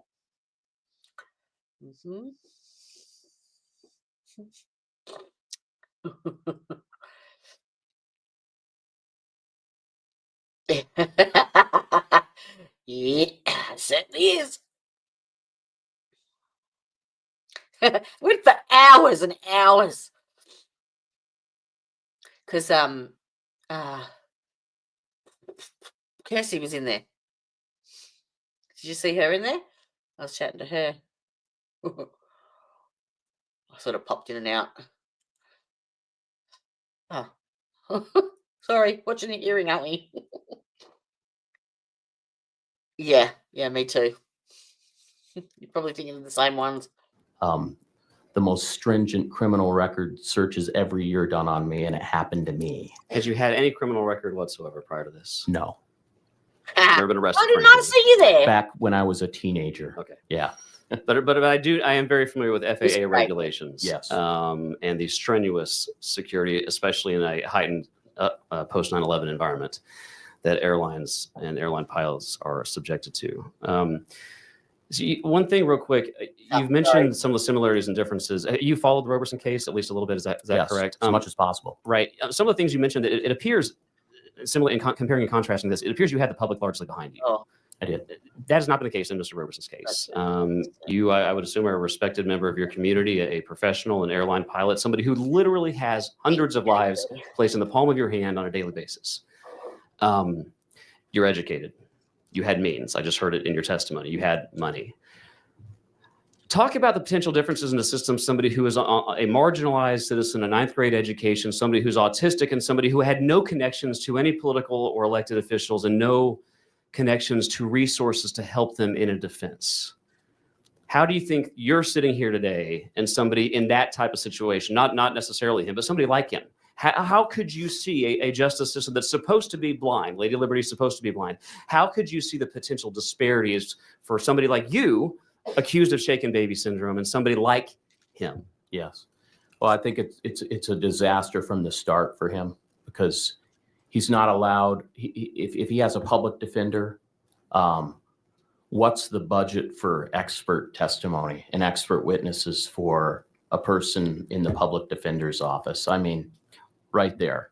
Well, actually, let me ask you that, because one of the facts that was one of the early facts I learned about this case that I found most troubling was when I learned that his court-appointed public defender agreed from the outset with the prosecution's theory of the case. And he said, and this is a direct quote, the court-appointed public defender said, and I quote, "This is a classic shaken baby case." How do you respond knowing that? How should people respond knowing that? It's egregious. Could he possibly have had a fair trial if that was the position of his own attorney? Absolutely not. Why not? Why Should have not? been a mistrial for saying that alone. Because that's just that coming in with that bias. How can he get a proper defense under our Constitution? Talk about that, because you were accused of shaken baby syndrome. You had Yeah. it. You mounted a defense. Yep. His attorney said this is a classic shaken baby case. So if that's true, that the defense attorney agrees with the prosecution's theory of the case, for people who don't understand the triad and the intricacies of shaken baby and what constitutes it, for people watching maybe at home, Nothing to do with that. why is it impossible? And this is the position of our committee. Why is it impossible for him to have had a fair trial? Because the public defender wants a plea deal. Because any doctor that testified in his case was testifying against him, and there was no rebuttal witnesses. Yeah. So because his attorney agreed with the prosecution's case, Yeah. no jury ever heard or Any interacted agreed with because I arguments wanted to settle it. or evidence of potential innocence. Correct. Is that correct? Correct. Okay. Thank you. And I want to move on here to let other people talk. But one thing that I do think is really important. You're here, and you said in your testimony, if I heard you, so tell me if I'm correct, you said you are here to speak for Mr. Roberson. Is that what you said? I am. Okay. What do you say to people who would say to you the things that they have said to every person sitting on this dais, that you are here to protect a baby murderer, that you are soft on crime, Innocent until proven guilty. that we are engaged in government overreach?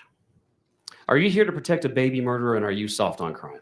Oh, Neither. you No. But what I am Okay. here for is encouraging our government and all people to follow evidence-based science. And I'm here to say that there is enough reasonable doubt in his case. There is enough questions in his case that we got to hit the pause button. There's a man's life hanging in the balance. What harm is it to say, pause? Let's stop this execution and let's have some evidentiary hearings. Let's look at the new science-based evidence and see if maybe we got some things wrong here. What's the harm in that? It sounds like you're advocating that he should receive a new trial. Absolutely. You're not advocating it, but tell me if I'm wrong. You're not advocating they simply, TDCJ just opens the door and let's walk out tomorrow. No. Is that correct? Correct. You're advocating that he receive a new A trial. new trial With all the evidence. with all the For evidence. the first time in 21 years. Absolutely. And then my final question would just be, maybe you directed some of your comments to some of my colleagues in the executive branch. Executive branch. What would you say to any Oh, constitutional officer of the state of Texas who has any power to exert any control over what happens next in the case of Mr. Roberson? What would you say to them? I would say resign. be humble. Follow the evidence. Follow the science-based evidence. Put your pride aside. Put aside the fact that you want Texas to have the reputation of the tough on crime. We get it. Put your politics aside. This is a man's life. Be humble Oh. and seek justice. Is that what I heard from you right there? Absolutely. Thank you so much for being here today. And I'm again so sorry for what you and your family were subjected to at the hands of your government. Thank you, Mr. Harrison. Thank you, Chairman. Thank you, Mr. Harrison. Members, do we have other questions for Mr. Burns? Yes, Chairman Darby. Thank you, Mr. Burns, for being here. Thank you. Your story is powerful, and I hope it's compelling. I'd like to drill down, if you will, about your trial, because the time frame that we're dealing with, this crime, quote unquote, occurred back in 2002, 2003. Your trial evidently happened in around 2012, 13, 2015. 15. Okay. In 2013, Hannah Harley the case. legislature determined that science does change its view. And we passed a law in 2013 giving an avenue for an accused to appeal to the Court of Appeals, in this case, their conviction based upon junk science. And we set up a procedure and a series of findings that need to be made in order for that to happen. So in 2013, it was fairly well established, I think, in this state, and I want to get your reaction, and in Michigan, that junk science that we're referring to was not only the DNA ways to analyze who perpetrated the crime, but also the shaken baby hypothesis that you've been referring to. So in 2013, this legislature recognized that science had changed, but yet after that, your case occurred in 2015, and yet you were convicted on a shaken baby hypothesis. So kind of walk through that with us, because one of our challenge here, or a future committee in the legislature, is going to be tasked with finding out, is this statute that we passed in 13 and amended in 2015, did it go far enough, or was it clear enough? Did it give enough direction to the Court of Appeals to establish a real habeas procedure based upon changing scientific evidence? Mm-hmm. And so I'm curious to know, at a time and an era that. Is that her? Hello, Seamus. Welcome, and thank you for subscribing. You popped up about an hour ago. Seamus is subscribed. Yay! Welcome to the fam. You're in for it now. Yeah. Yep. Cindy, is this the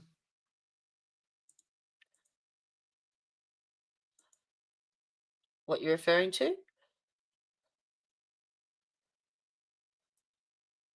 Where is she? Oh, you got tornadoes up there. Okay.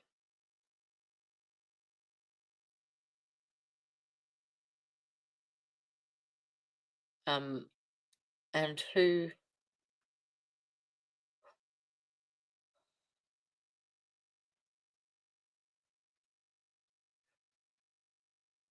Society is dedicated to my beautiful granddaughter, a survivor of shaken baby syndrome. Shaken baby syndrome is a term used to describe the constellation of signs and symptoms resulting from violent shaking or shaking impacting the head of an infant or small child. Hannah Love Harley is a survivor of multiple episodes of shaken baby syndrome and other abusive physical violence, primarily at the hands of her biological mother's living boyfriend. She was admitted to the emergency room in an unconscious state from her last shaking. Subdural hematoma.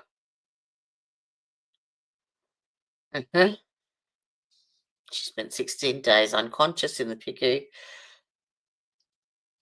During this stay, she nearly slipped away several times. Last shaking left Hannah with over 85% of her left hemisphere destroyed.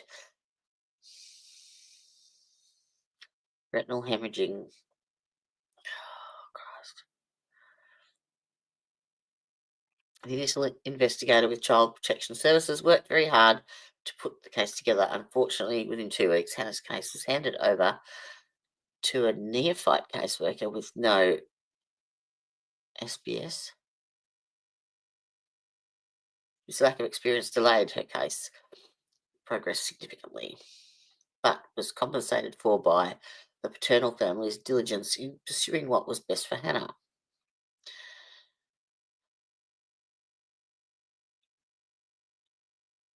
The biological mother's living boyfriend has finally been convicted of serious injury to a child after almost 3 years of freedom to roam the streets of Fort Worth.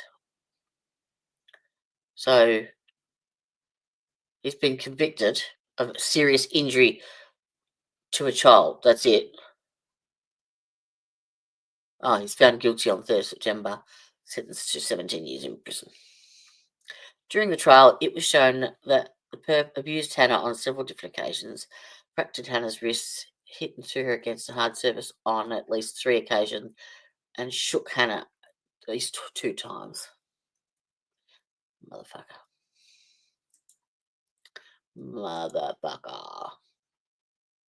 All right, let's finish this off. We're nearly there.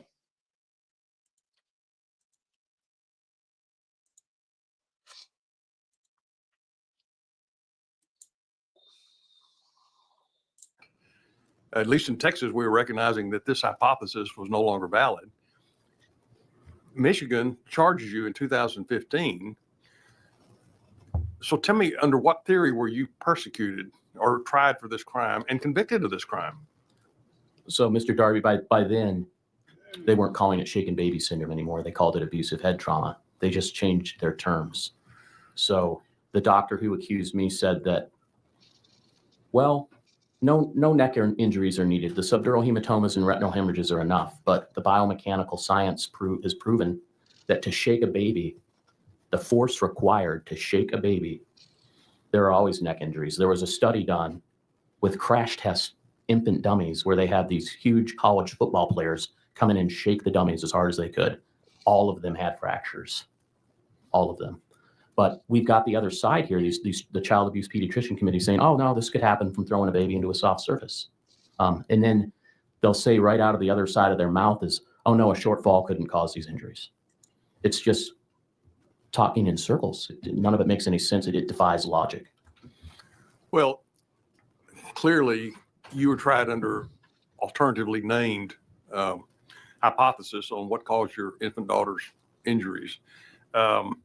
And then followed on through to the Michigan Attorney General and the Innocence Project there, ultimately getting you exonerated.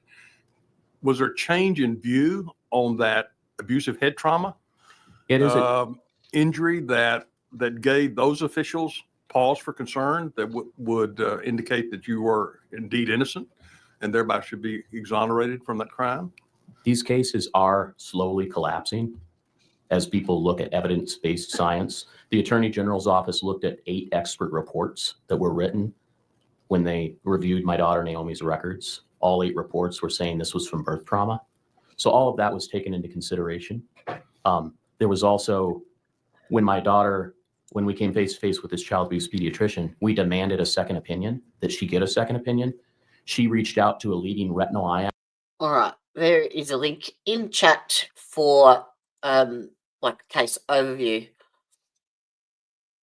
of Hannah, if you want to go and do any further reading. Expert in Philadelphia, and my daughter had a condition called thrombocytosis, and there was an email chain that we got through discovery that this pediatrician tried to cover up that revealed that with my daughter's thrombocytosis, it threw all the retinal images into question for shaken baby syndrome or abusive head trauma. Okay. Oh, So this evolving science, in the end, was able to exonerate you from the charge. Yes. Going back to Representative Harrison's question, the original trial, I didn't make this count, but a witness that testified before us said that shaken baby syndrome was mentioned over 45 times in the trial.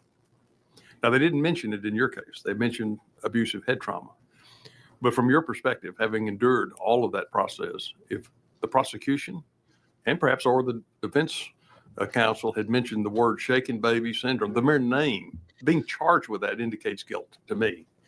If you're charged with shaken baby syndrome, it means to me that somebody shook that baby and you were the last person to have that baby, so you're the likely perpetrator.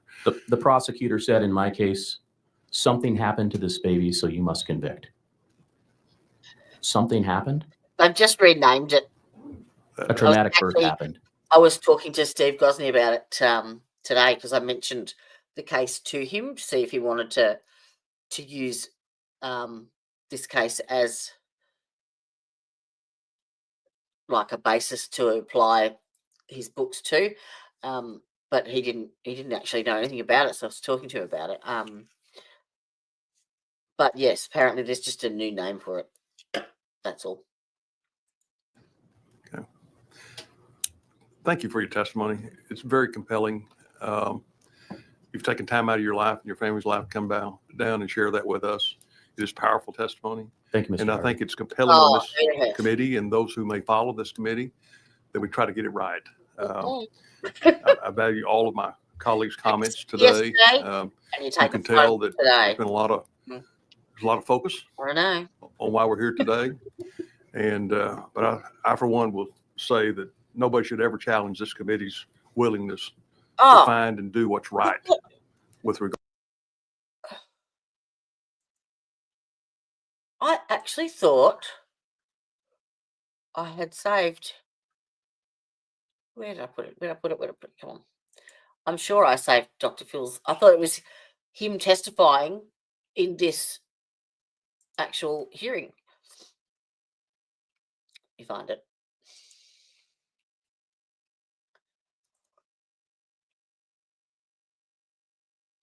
Yeah. Testifies before the Texas House Committee on behalf of East Texas death row inmate. I thought that was this trial. It is. Hang on. Let me bring it up.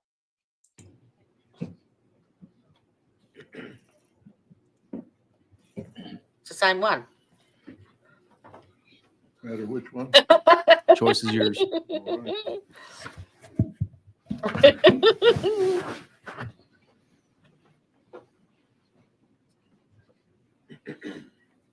Is it the same one or is Now, it? Doctor, we don't probably have the same audio capabilities that you're accustomed to. No disrespect to the House administration, but these microphones are directional, and so want to make sure that we're able to hear you. Must be a Before I different do date. turn it over to you for your testimony, I do have to do a little It's bit of very housekeeping. different I have you registered as a witness as Philip McGraw, PhD. You are here testifying on behalf of yourself, and you're testifying neutrally on the topic being considered today. Is that correct? That is correct. All right, sir. I appreciate you taking the time to be here, and I don't want to belabor the point. So we'll go ahead and turn it over to you to offer your testimony. The members up here may have some questions following up after your testimony, but we look forward to hearing from you. Thank you, sir. Well, thank you. And let me tell you, it's an honor, a privilege, and a responsibility to be here and address this committee and this important topic. And I'm here today to speak about my experience with Robert Roberson and learning about his case. And I want to talk about what I've done to be able to speak about this. His age. I've reviewed the transcripts and supporting documents from his trial. I've done an intensive forensic interview with him. And I think I am in a position to do that because a lot of my career, decades, have been spent in the legal arena, both civil and criminal. And in terms of my training, so people know, I do have extensive training in clinical psychology and behavioral medicine or medical psychology from the great University of North Texas in their PhD program. And then I completed a postdoctoral fellowship in forensic psychology. And spent a lot of time working in the litigation arena for a big part of my professional career. And not to bury the lead, I am 100% convinced that we're facing a miscarriage of justice here. I say that because I do not believe that Mr. Roberson has had due process in this case. I do not believe he has yet enjoyed a fair trial in this matter. And I'll talk about that in detail. I believe that in the United States of America, if we are going to deprive someone of their liberty, that comes at a very high standard. Maximum due If process. we are going to deprive someone of their life, that comes at a very high standard. A very high standard of proof, a very high standard of evidence. And when you say beyond a reasonable doubt, No, it's more than that. that's said so much that I think sometimes it can lose its meaning, and we have to really stop and think what that means.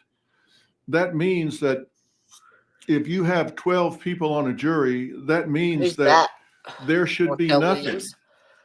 that 12 people can go in a room and reasonably disagree about. That and that is a high standard, that there should not be anything that they would go in there and say, well, there's nothing here that we can reasonably disagree about. And I think that when we talk about due process and fair trial, that means that all the evidence, everything that is relevant and pertinent to that trial, gets before the trier of fact, whether it be a judge or a jury, and that there's fair representation.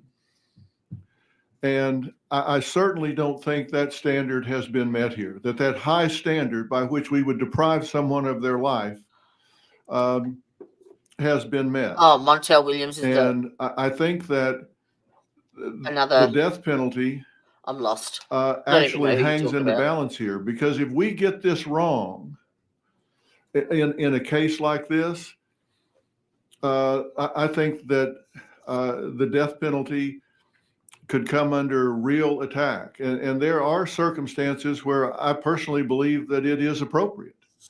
I think back to James Byrd Jr. on 6/7/98 when he was dragged by King and Brewer in Jasper, Texas. And subsequently, Brewer was executed in 2011, and King was executed in 2019.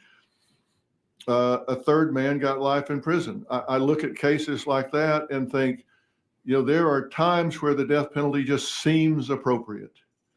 And it would be I think it would be unfortunate if that was taken off the table. I'm also aware in circumstantial cases how powerful it is for an expert, a physician, for example, to come before a jury and render an opinion. And I've spent so much time in cases and debriefing jurors after a case, and know how heavily that weighs on those jurors. And I believe in this case that there was what I would refer to as triad tunnel vision, because there was a shaken baby syndrome that was defined by a triad of symptoms. And those symptoms were subdural hematoma, brain swelling, and retinal hemorrhaging. And that was believed to define the syndrome of shaken baby. And He looks like we he's got now know Parkinson's. from an evolution of science that that's just simply not the case, that there are a number of other explanations for those syndromes, and that causation has actually been debunked. And as a result, the Daubert test, junk science, it's just been debunked as it's no longer a standard that you can look to in defining that. And I think that once that was looked at as the order of the day, everybody got tunnel vision. And, there's something in psychology known as confirmation bias. And it's been around for a long time. Bacon first talked about it in 1889. And confirmation bias is the tendency for people to make up their mind to something, and they close off openness to alternative explanations. They seek and find and hear and process only data that supports their initial belief. And they turn a deaf ear and a blind eye to anything other than what they passionately believe to be the case. And I think we have clear evidence that that's what happened in this case. The decision was this triad of symptoms were written down, and it started with the doctors that were looking at this first, and then it trickled down to investigators and police and went right through the trial process, including Mr. Roberson's defense counsel, including his own counsel. And I've heard and read those that are opposing these efforts say that, well, this really wasn't the crux of this case. It wasn't really what was going on here. And I'm sorry. That's the only but I name that I studied actually this trial recognize. transcript, and it was the crux of this case. It was the center of this case. In one summary that I've looked at, as well, I've read a summary and I've read the actual transcript. I stopped counting at 47 times it was mentioned in the trial transcript. Shaken baby syndrome, shaken baby case, shaken baby syndrome, shaken baby case, triad of symptoms. And let me tell you something that will seem incredibly obvious, but it is not. Juries decide these things on what they see and hear, not on what they don't see and hear. And you would think, well, yeah, but my point is, I've often seen lawyers try to get something into the record and it's kept out, and heard them say, well, we didn't get that in, but the jury knows we had something really powerful and that's going to stick with them. No, it's not. They decide on what they see and hear, not what they don't see and hear. And there was a massive amount of outcome determinative, exculpatory evidence that was never reviewed.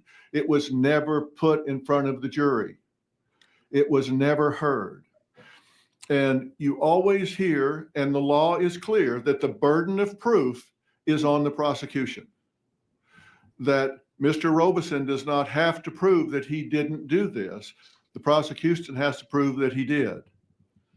And that's great in theory. But having spent decades in the litigation arena, I can tell you, debriefing juror after juror after juror after juror across decades, they have taught me that they sit back and say, if we're not down here for the reason that the prosecution says we are, somebody needs to explain to me an alternative explanation. Because we know these cases get resolved 100 different ways before we ever get to this point.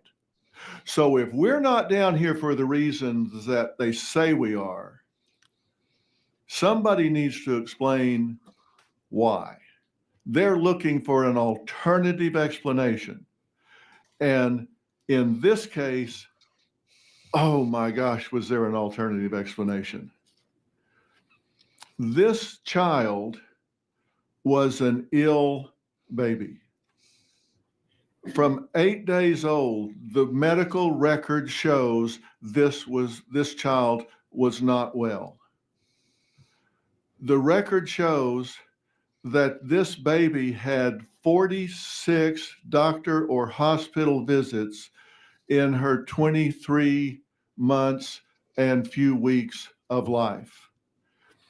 In the days leading up to her death, the record shows she had 104.5 temperature. The record shows that Robert took her to the doctor twice in the week leading up to her collapse. The record shows that she was prescribed Phenergan on 2 separate days leading up to her death. A black box warning says you do not prescribe this medication to someone under 2 years of age. On the second administration, it was Phenergan with codeine, a double impact that suppresses the respiratory system. We did not hear that this child had severe pneumonia. We did not hear that. And there were scans available to be looked at, and the medical examiner admitted that they were not looked at. And I will provide to the committee, this is a calendar of the 2 years of this child's life, and every red notation is a doctor or hospital visit during her young life. This was a child that was acutely and chronically ill. And when I say that this child had been diagnosed with interstitial pneumonia, on the left is a scan of her lungs, and the pinkish red is non-functional lung tissue, according to the doctors. And I'm telling you just what the report says. I'm not playing physician here. And on the right is a normal lung. This never got in front of a jury. Why? Because it was never looked at. It was never looked at. The medical examiner did not review this and said so. This child had collapsed several times when Robert Roberson was not in this child's life. This wasn't the first time this child collapsed and turned blue and had respiratory shutdown. It had happened a number of times when he wasn't around. On this occasion, he was around and took the child to the hospital. So how was this case tried without all of this stuff being put into the record? It's astounding. It's astounding.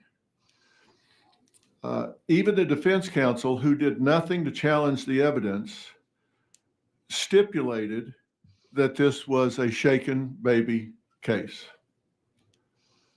During voir dire, I'm quoting defense counsel, every one of you related to that you had heard the term shaken baby, that it was an act of basically a lack of control of emotion.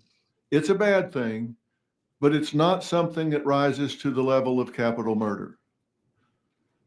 His own counsel says this was a shaken baby case. In opening statement, his defense counsel says, this is, however, a shaken baby case. The evidence will show that Nikki did suffer injuries that are totally consistent with those applied by rotational forces, more commonly known as shaken baby syndrome. Now, Robert Roberson was offered plea deal after plea deal after plea deal and never took a plea deal because he said, I never did anything to this child. Yeah. I never put my hands on this child in anger. I didn't hurt this child. I didn't do anything to this child. I'm not going to take a plea deal for something I didn't do. But yet his counsel stands up and says, Really? Wow. More commonly known as shaken baby syndrome. On page 35 of the closing argument, defense counsel says, yes, I came here in opening and presented to you that there is responsibility in this case. Yes, this is a shaken baby case. But no, this is not a murder case.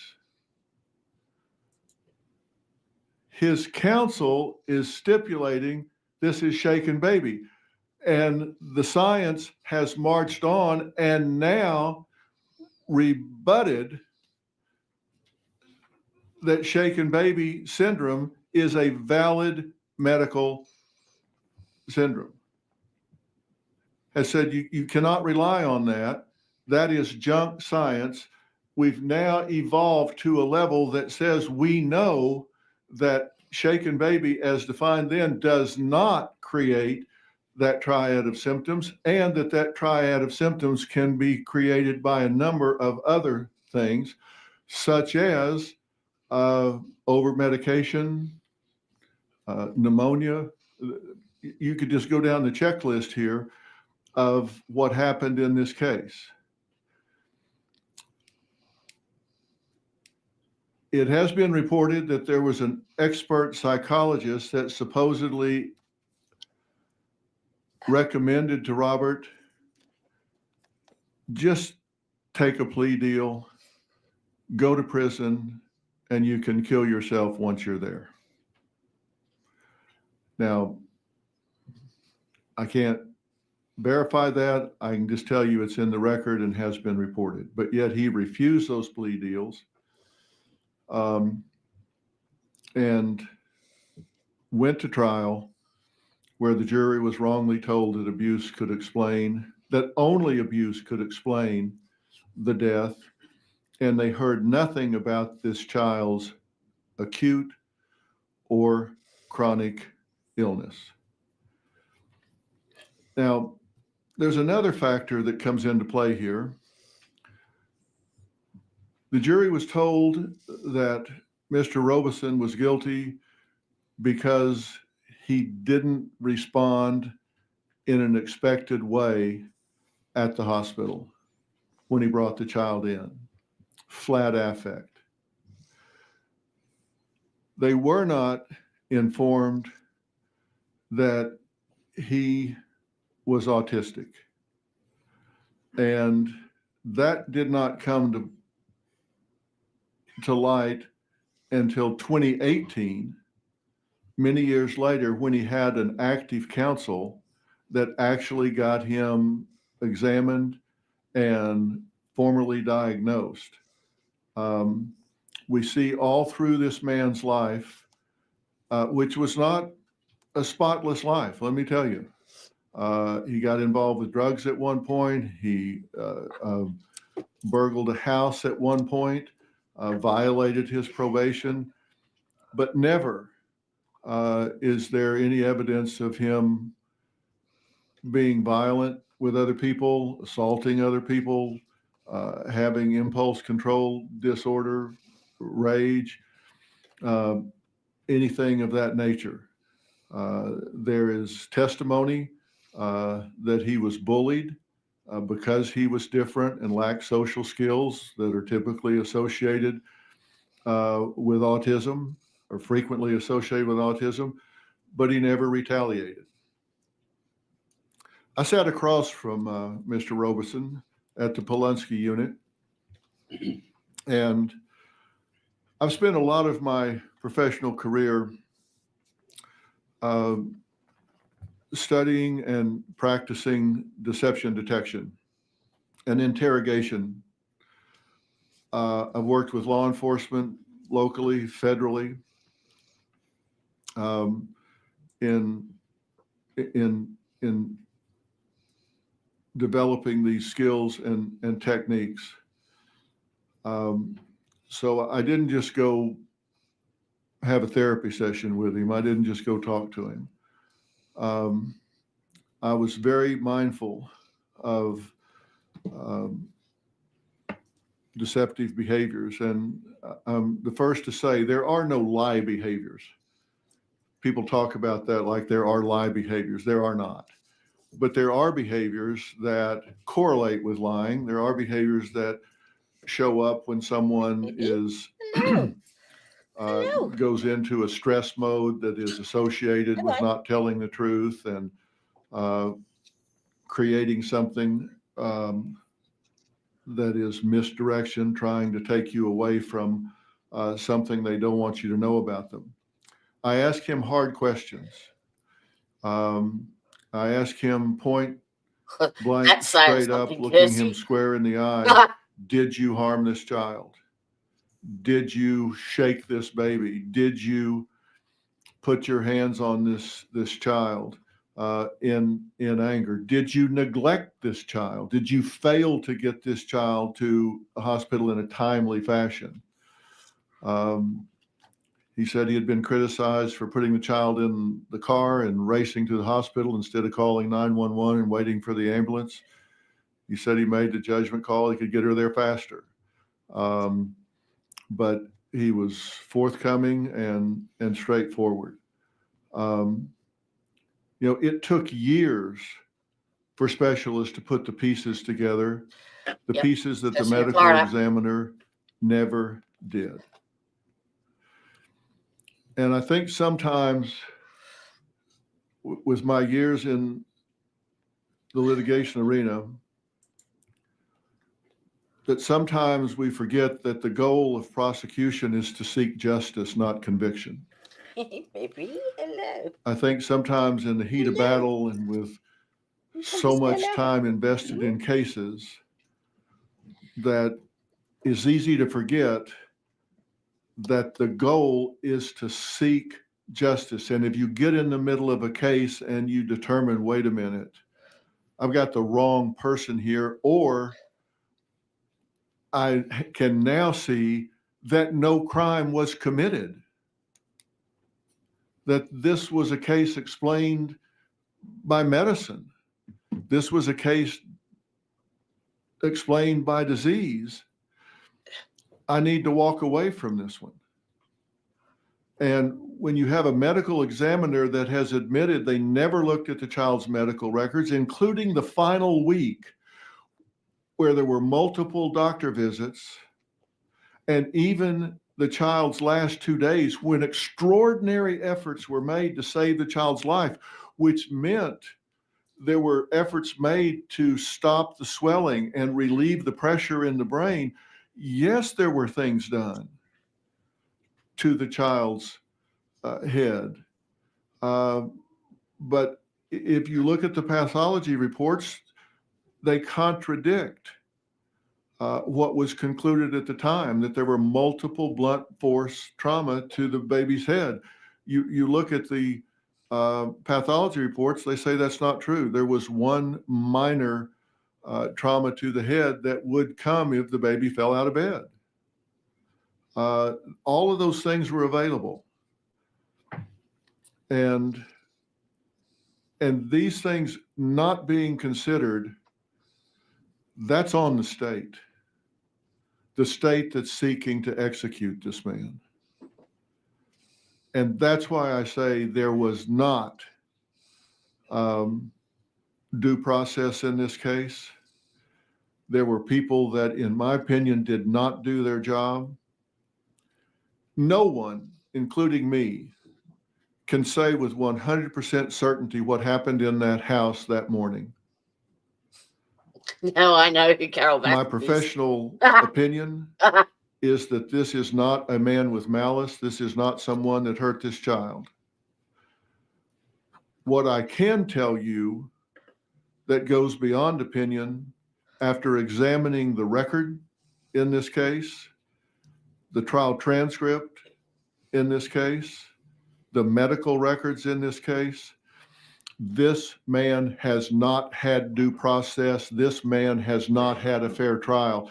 And if we start executing people in Texas absent due process, absent fair trial, we are going down a really dangerous road. That is not something that I can support. And I know that has not happened. As I say, it's a very high standard to take someone's life. We must have the courage to make choices that matter at times that count, and it is always the right time to do the right thing. I welcome this committee's questions. Doctor, thank you very much, and I appreciate your testimony. I do have a couple of follow-up questions, and then if there are other members that have questions, I'll defer to them as well. I want to focus on Robert's autism. Can you help explain the disconnect that there is between interior life and external expression? How does that present itself with someone with autism, and how does that affect a person that's in the criminal justice system? Well, how much time do we have? Autism is not a one-dimensional disorder, and that's why it's referred to as spectrum. Correct. Because there is a broad range of how autism expresses itself, and it can change across time. What we do know is that there is a difference between internal experience and external expression and interaction. And you certainly see that with Robert. I think that Robert is very flat of affect. I think he is not cognitively agile in expressing himself, and he is emotionally not well developed in terms of expressing, showing emotions, or interacting with someone on an emotional plane the way you would experience 9 out of 10 people that might not be on the spectrum. So you're not going to get a typical response from him in a crisis situation or a normal situation. And having spent 21 years on death row, which is very confining and absent a lot of the stimulation that people normally get, that's going to worsen and deepen the situation in most cases. And as I say, every situation is different. I can speak to Robert's situation in that his world has constricted, as you would think anyone that's confined in that kind of a space. But to his credit, he has distinguished himself. And he is one of very few that has elevated himself to have some freedom to move about the pod.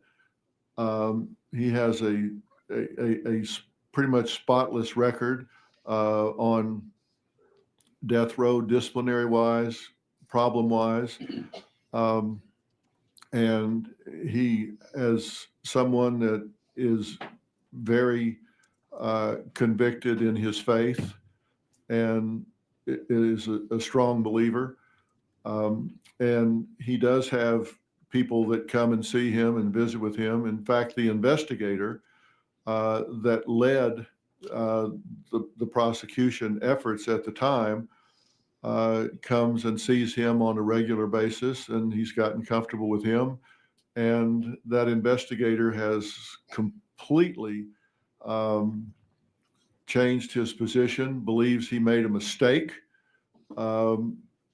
in pursuing Robert at the time, has asked his forgiveness, which Robert has graciously extended to him. And the two of them have a pretty comfortable relationship where Robert can speak to him openly. And he was much more comfortable by the time I got through talking to him than he was at the beginning. But still, he had very pushed verbalizations. He had a difficult time with eye contact. He had a difficult time relating and responding in what I would call a predictable way that you would expect with someone that was functioning absent the autistic diagnosis. How long did you sit with him on that occasion? They give you exactly 60 minutes, and I made sure I got every second from start to finish on a stopwatch. How far apart were you? What was the physical? There's setup? glass between us. He's on the phone and I'm on the phone, but we're maybe 3 feet between us. Okay. You've conducted interviews over video conference? I have, and I've conducted a number of interviews on death row with the glass between myself and the interviewee many times before. Is that something that would have been effective in your meeting with Robert, given his condition? It's kind of they bring him into a small room. It's probably 3 feet wide, maybe 5 feet deep, and he sits at a desk much like I'm sitting here. And the glass is kind of at the front edge of this table, and he kind of leans in on the phone. And it's kind of a comfort zone for him. I mean, he doesn't like a whole lot of stimulation, but he leans in and participates. And I ask him a variety of questions about history and what he could remember and not remember. And some things he didn't have clear memory of, and he owned that. I asked him questions to test his abstract thinking. He did not do well on those things. I challenged him when they said they wanted to go see his home where he found her and brought her in. And he said, "Sure, I'll take you right over there." I said, "Does it strike you odd?" And there's, of course, a video record of this, so you can see exactly how that exchange went. But I said, "Did you feel bad? Your daughter's fighting for her life there, and they say, 'I want you to get in the car and take me home.' Did it occur to you that I don't want to leave? I'm going to stay here with my daughter?" And he was like, "Well, that's what they told me I needed to do, so I took him home. I mean, that's what they told me to do." He was very compliant at the time. I said, "Did you want to leave?" And he's, "Well, that's what they told me to do." That's what I mean. He's a very compliant individual, and he didn't have the ability to express the emotion, "I'm not going to leave my daughter." He just complied and did what he was told. Come here. Come on. So and that's what I was trying to drive at. And you mentioned that he had a comfort zone. So if someone like Robert's out of his comfort zone, he's got limited affect and emotional range, limited mental agility, like you said. All of those things Come say hello. I would think would be exacerbated if he's appearing on a screen and seeing others on a screen, as you and I learned how to do during the pandemic. Well, yes, I think he needs every cue that he can have to grab onto and relate. You put him two-dimensional, and he doesn't, he needs cues. He needs physical feedback, and it makes it difficult if he can't have that. And his ability, we have to do everything we can to help him assist in his defense. And we can see from the trial record, 22 years ago, he didn't have a very good facility to assist in his defense at the time. If he had, even when he was there every day with his lawyer sitting next to him, if he had the ability to say, "Wait a minute."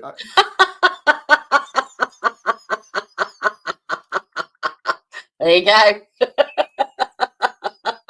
I was procrastinating so hard. Really? Oh, that's good. I've told you, I've turned down plea deals. I don't want to do this. Why are you standing up saying this is shaken baby case? If he had insisted that, look, this medical examiner is not talking about My the evidence here. just on autism, I have a nephew that is autistic, and their thought patterns are completely different. But it's hard to pinpoint as well. But his parents pretty much he's just turned 13, and they pretty much blamed every bad behavior on his autism, and wonder why at 13 he's out of control. Like, it's not rocket science, people. There's a difference between bad behavior.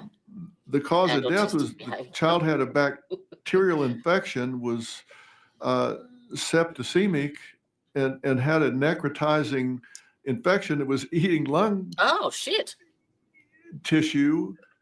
If anybody here had been in that situation, we'd be saying, hey, Necrotizing is where the tissue itself dies. So, like, if you've got someone with really bad uncontrolled diabetes, they have a lack of sensation and a reduced circulation to their extremities, and they really need to be careful of their feet.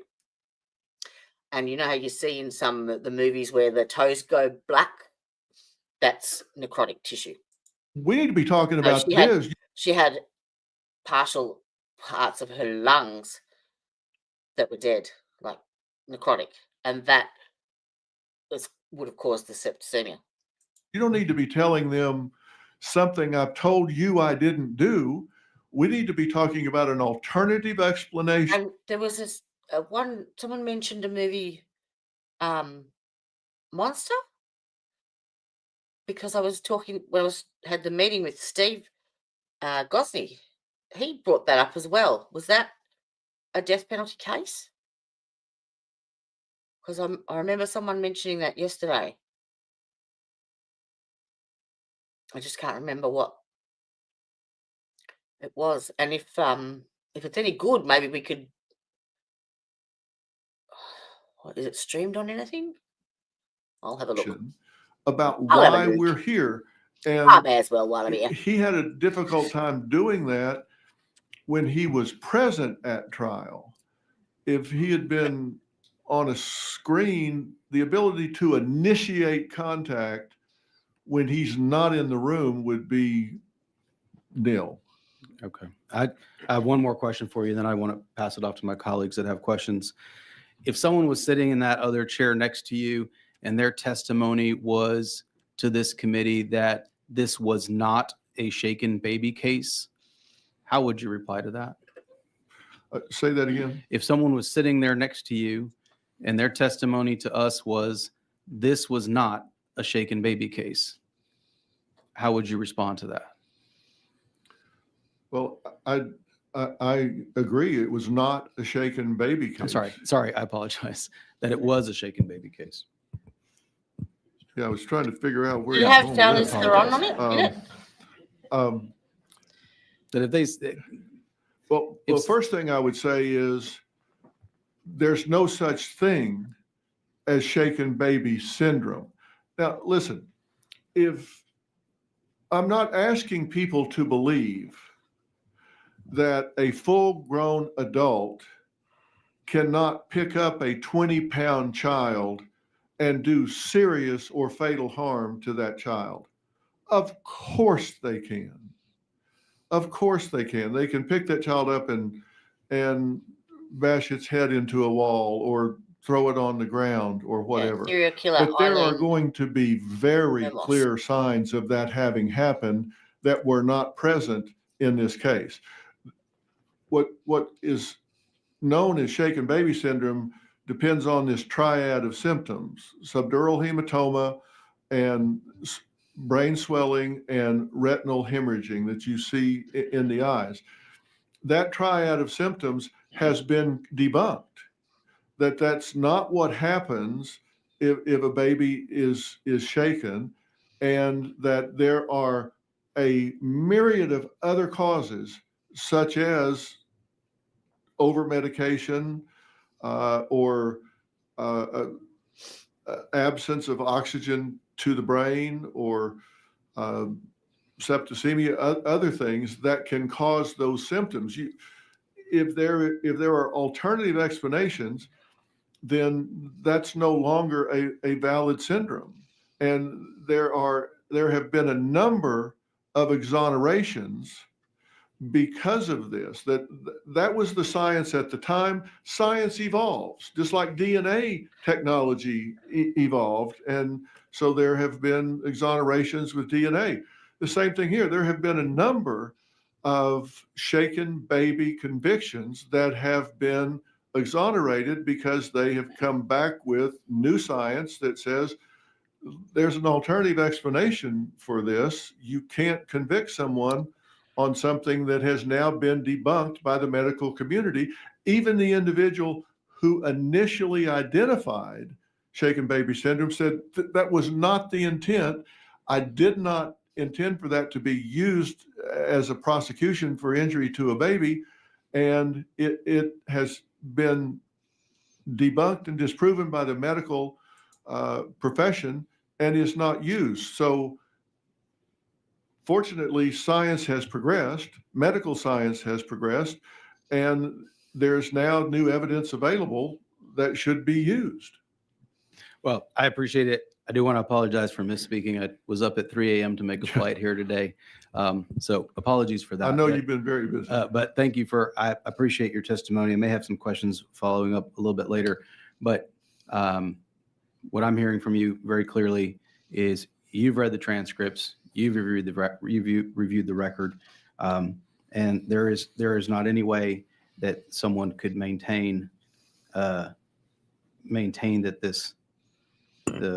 the state came here and said that they didn't try a shaken baby case. That's what they told us last week.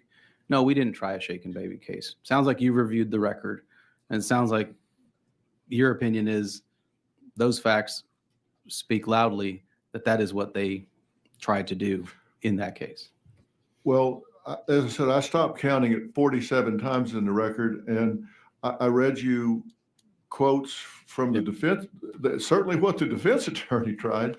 That was in voir dire, opening statement and closing argument, quotes from the defense attorney stipulating this was a shaken baby case, despite Robert's assertions that was not the case. And he rejected plea offers and said, I'm not going to take a plea on something I didn't do. But yet then they got up and said, well, he did do it. His own lawyer said he did do it. Thank you. Vice Chair Cook. Thank you, Mr. Chairman. So Dr. Phil, before you became Dr. Phil, can you tell us a little bit more about CSI? Um, I think you've been a little modest so far when you said you've been involved in litigation. I want you to be a little more specific about your background. As I say, I had kind of three areas of focus: clinical, the medical psychology, and my focus in medical psychology was brain and central nervous system. And then I did a year's postdoctoral fellowship in forensic psychology, or psychology in the law. And I was a founder of a company called Courtroom Sciences, Inc. It was the original CSI. Probably should have enforced that. I think so. But we had a full service trial science firm, and we were retained by clients to evaluate cases, and we did strategy for cases. We assisted in jury selection, witness preparation. I found it.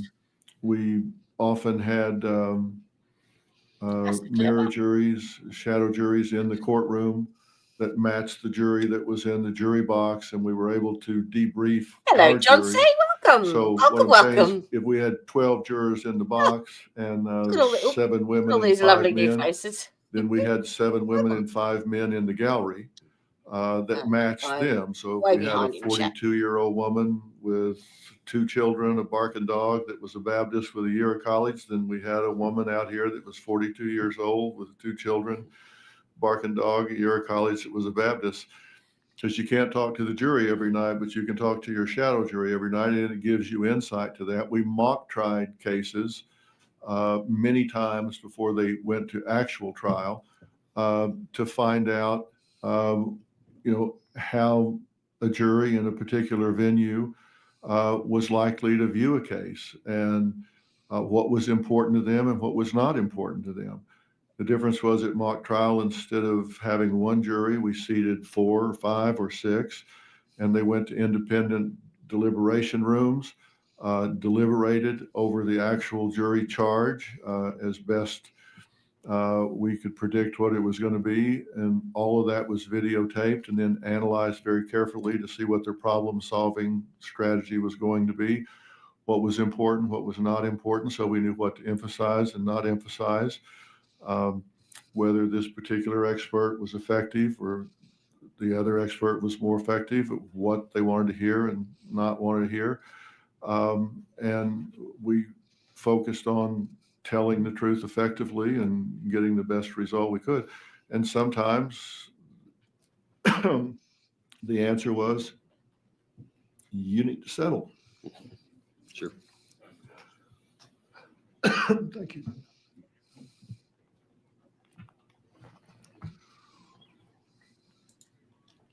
And we did criminal cases and civil cases, both. Well, as Defense and plaintiff. a former client from a couple of decades ago, I've seen you in action, and I can attest to your skill set. And just want to say thank you for being involved in this case. Thank you for being willing to be here today and take time out of your busy day now that you're Dr. Phil in a different role than what I knew you as a couple of decades ago. But I think I just wanted everyone to know that background. It's not like it's not the typical person talking to a few jurors. You've done this for decades, correct? I have. You said you read the record. Did you see discussions about a sexual assault of a child involved in the record? I saw discussions of the sexual assault early on. It was brought up concerning 3 anal tears in a child, I believe it was. This was early on. And it seemed to me that it was brought up to prejudice the jury, frankly. But then it was dropped out later and was not part of the jury charge. It was not something they were asked to render a finding on. And it was not something that they prosecuted on at all. I felt like it was there because it's, if you want to inflame a jury panel, then you can put that into the mix. But then it was completely dropped out. It was not paid off. There was no evidence offered about it. No testimony was given about it. There was nothing in the medicals that were offered about it. God, It was testimony just goes put for in early, but then it was never 72 paid hours. off later. Fair to say, if we were to grab 100 people off the street, that probably all look at that 100 of those sooner, people would shouldn't I? agree that would prejudice the jury, that they heard that type of testimony prior to going to It deliberation. Well, it certainly would. And, but as And I now say, it's 5 a.m. in opening statement, you're not allowed to argue. You're just, you're just going to say, we believe the evidence will show. And then the jury is expected to say, well, they made that promise. Let's see whether they bring it or they don't. And then in closing argument, the opposing attorney would be expected to say, they stood up and brought this up.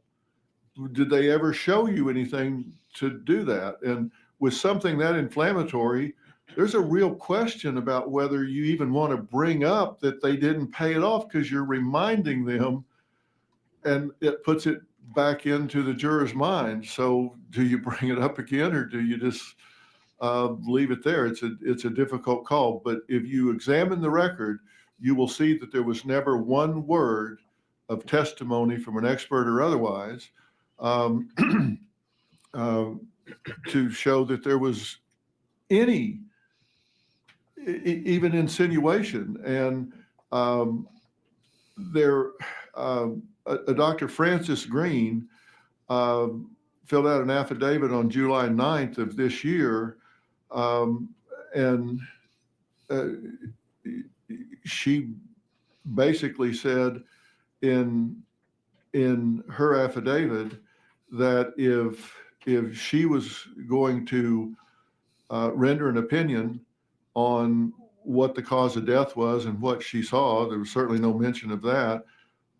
She disagreed with the cause of death, and she had a firm opinion that the death was caused by severe undiagnosed viral pneumonia, onset of which occurred at least a week to several weeks before her collapse, that there was a viral interstitial pneumonia complicated by secondary necrotizing bacterial bronchopneumonia several days to a week before the death. That will not come back. Necrotizing meaning that it was actually eating tissue in the lungs. Yep. And so as a result of bacterial infection, she became septicemic, resulting in all of this coagulation reflected in lab results, and that it was a combination of drugs suppressing respiration, and this was the phenergan or promethazine in two forms, suppository and cough syrup. And none of this other was So they were suppressing the cough mentioned and at making all it worse. anywhere in that. And I know you're not a medical doctor, and I don't expect that you've memorized everything about this case, but do you recall the cause of death as testified to by the medical examiner? She reviewed so little about it. She just referenced the triad of symptoms and shaken baby. And I can pull up what she said here. I want to have a look My at that understanding, and I've not record, reviewed but the I record can't to the get to level that you have, but my understanding is that there's a certain designation when it is a shaken baby syndrome case, and it doesn't say shaken baby syndrome on the cause of death. And so I didn't know if you had that available. No, I can probably find it for you, and I'll get it for you before I leave. Okay. And if not, we can come back to it. What about, as far as the defense attorney a while ago, you said that, you would debate whether or not it was proper to bring the sexual assault back up. And would it also be proper to ask for a mistrial? I mean, based upon inflammatory assertions? Absolutely. I would think that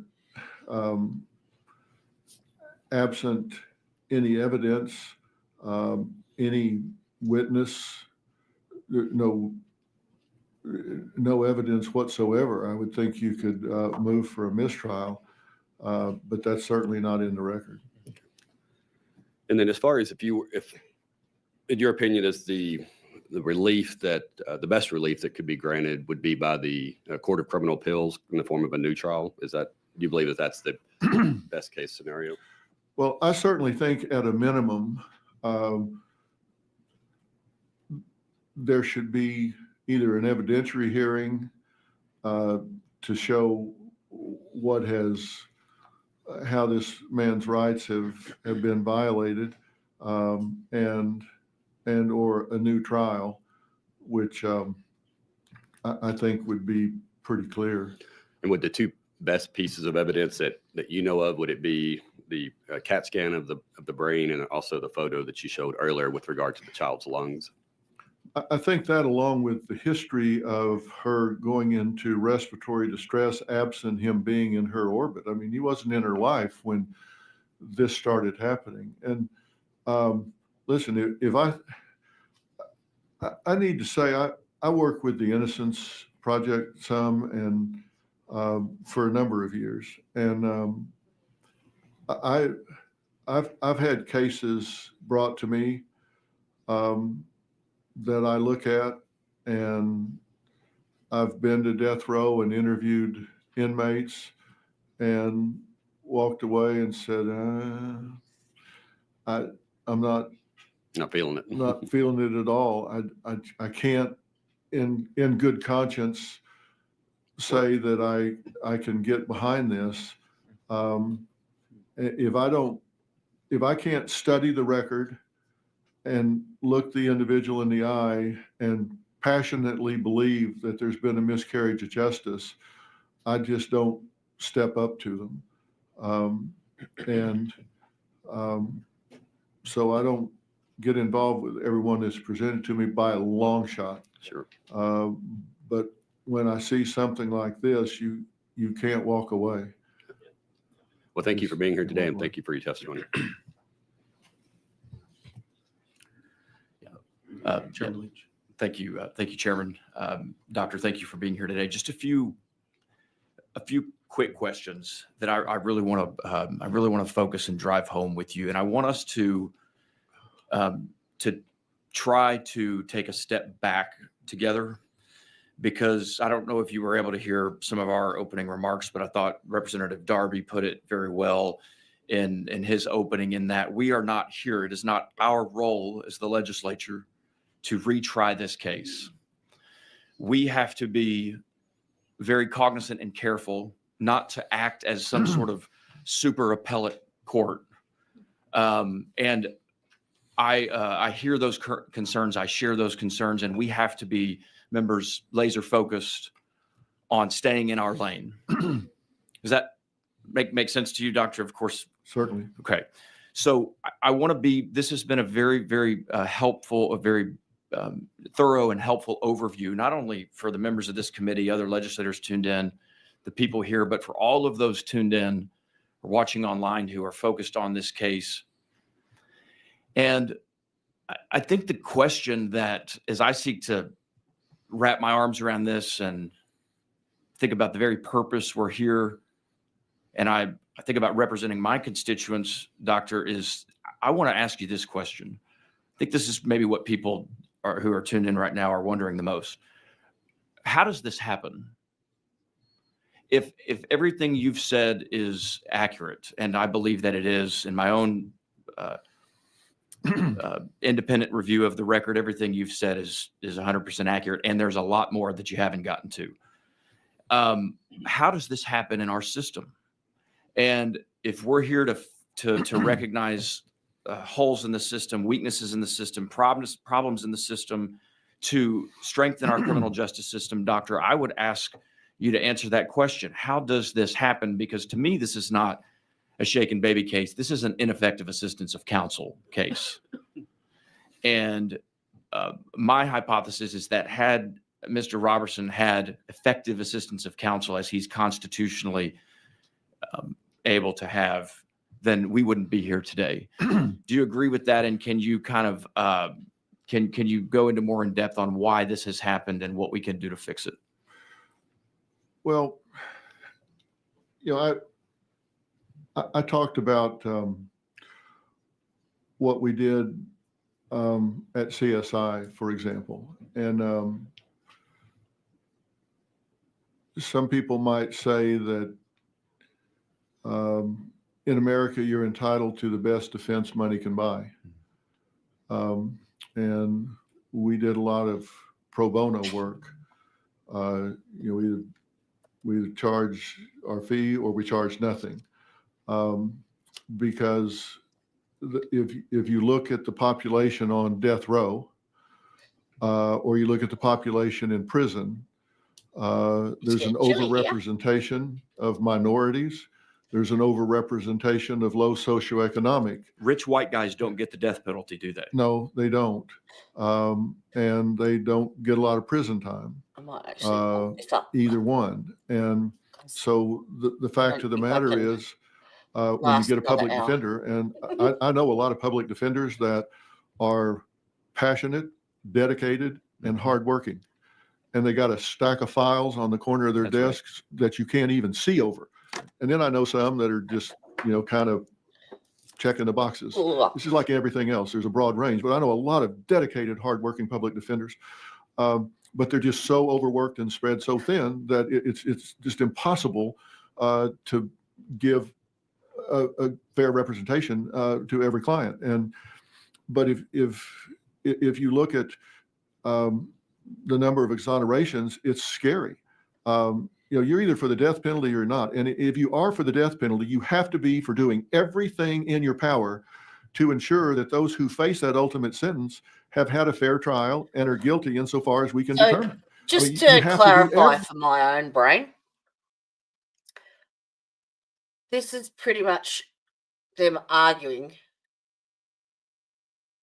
why he should be given another trial. Is that, do they get to decide that with this committee, or I'm not really sure of what their jurisdiction is and what. Everything you can't kind of say sort of maybe we've got this right. And if 1107 says you can't do junk science, you can't have something that has evolved, and we're going to ignore that it's evolved and just use what was there at the time and keep them in jail, even though we now know better. Sure. Okay. If you execute people when you now know better, you need to abolish the death penalty. They've actually found a whole lot more of exculpatory evidence in the last, since he was convicted, yes? Which is all to do with the pneumonia. If that's the standard by which you're going to execute people, then you got a bad system. So am I correct in assuming that Mr. Roberson could not afford at the time, could probably not afford CSI, correct? Sometimes it takes Okay, me a he bit. couldn't. I mean, there's other, it's not casting aspersions on CSI. I've worked with CSI before, and they're the best in the business. But the point is that Mr. Roberson simply could not afford the resources to provide himself not only effective assistance of counsel, but the full assistance of counsel for a capital murder case in which the prosecutor decided, I believe, grossly negligently so, to seek the death penalty on. Mr. Roberson was afforded the minimal, and that's probably even being generous and putting it nicely, the minimal assistance of counsel. And in many cases, his counsel actually worked against his interests. And so my opinion is that he had virtually no counsel.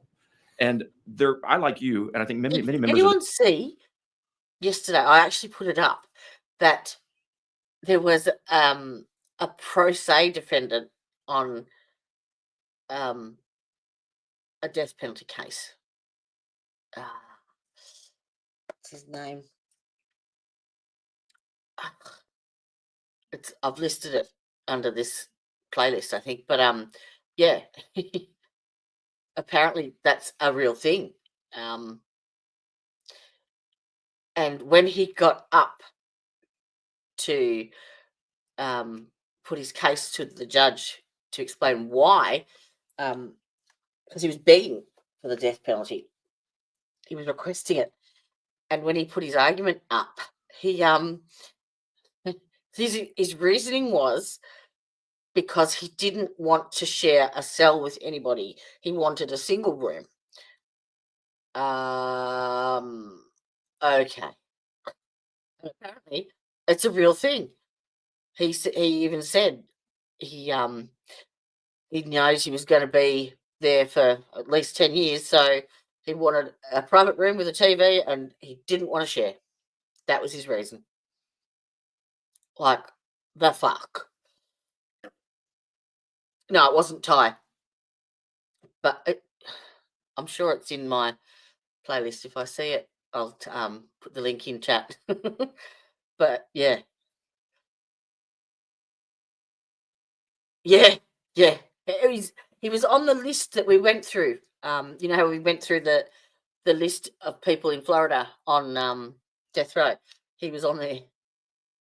Lorenzo, this committee and other legislators, we get asked, Doctor, you might you might know this, but we get asked all the time. We get letters from inmates on death row.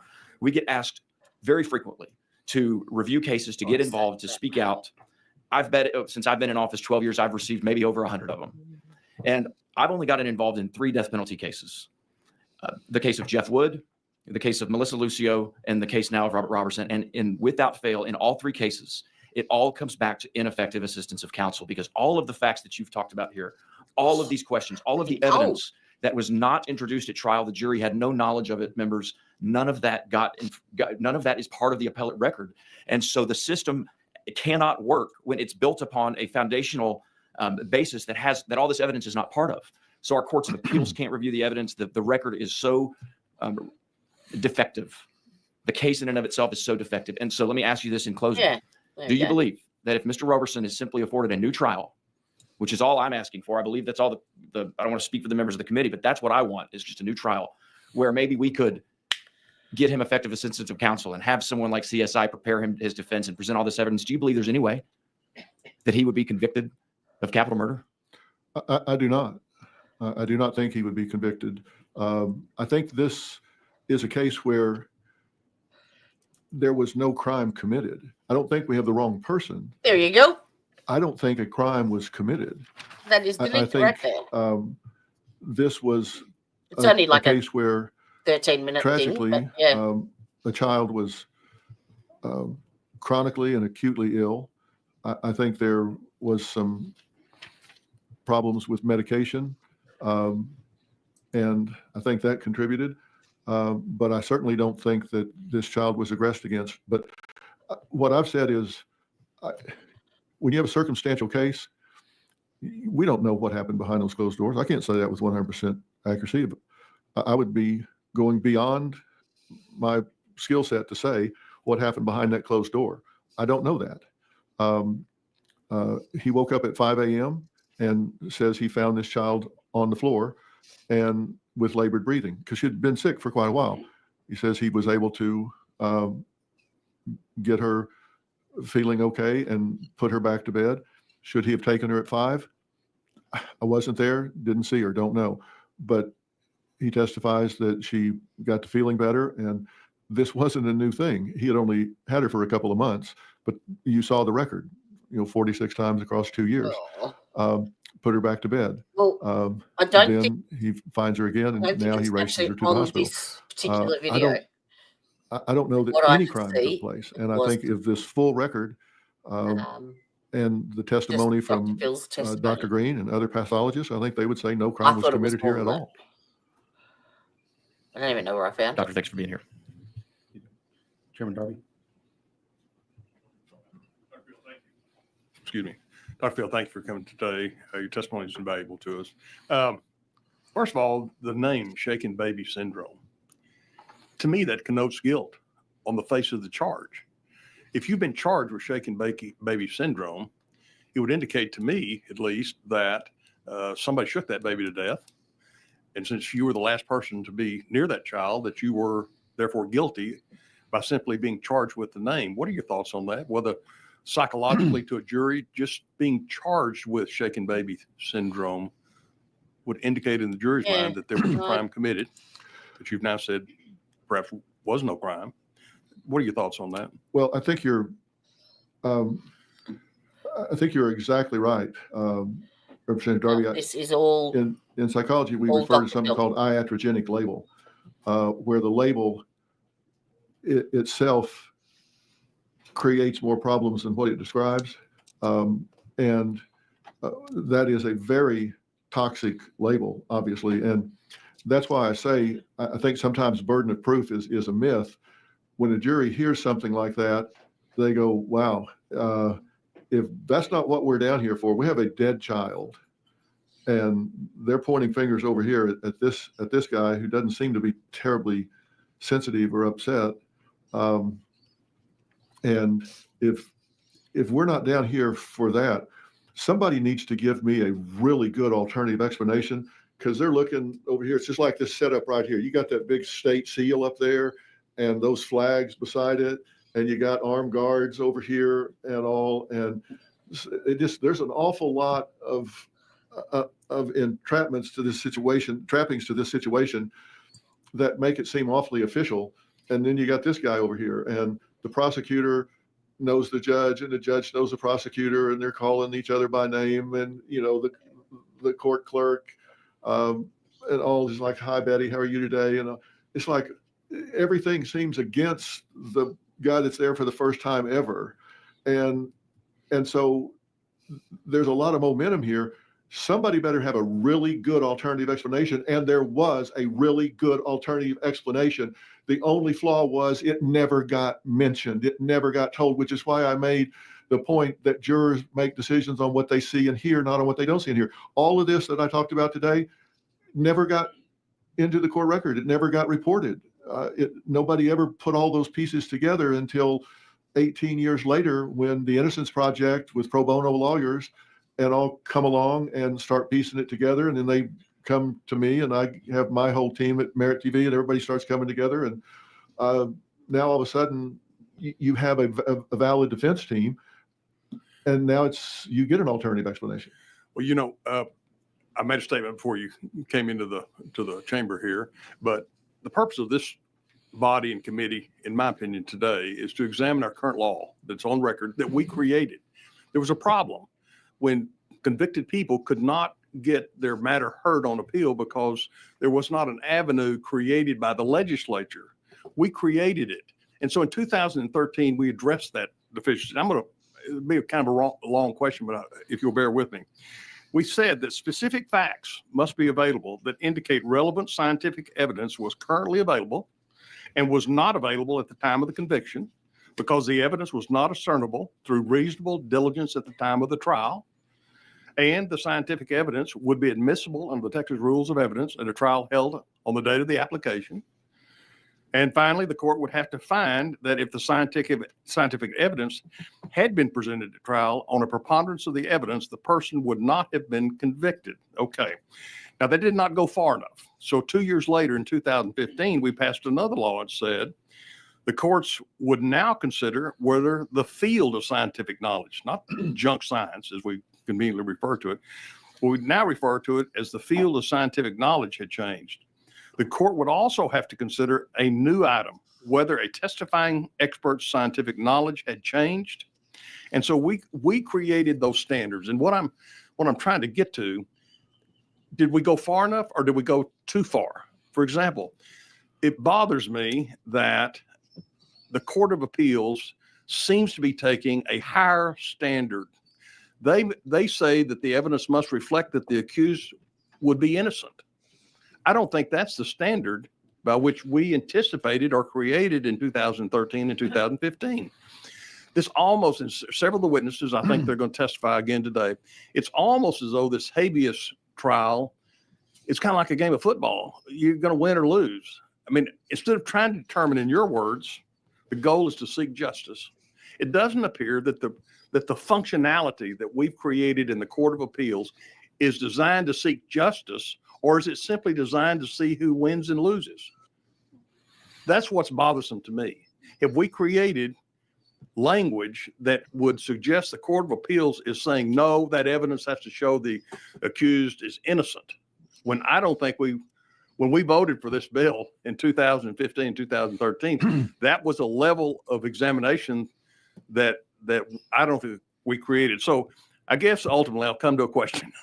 The question is, do you think that our current law for scientific knowledge has changed, and whether or not we had an expert testify, not changed his testimony, saying that he believes he wasn't innocent. I mean, he wasn't guilty.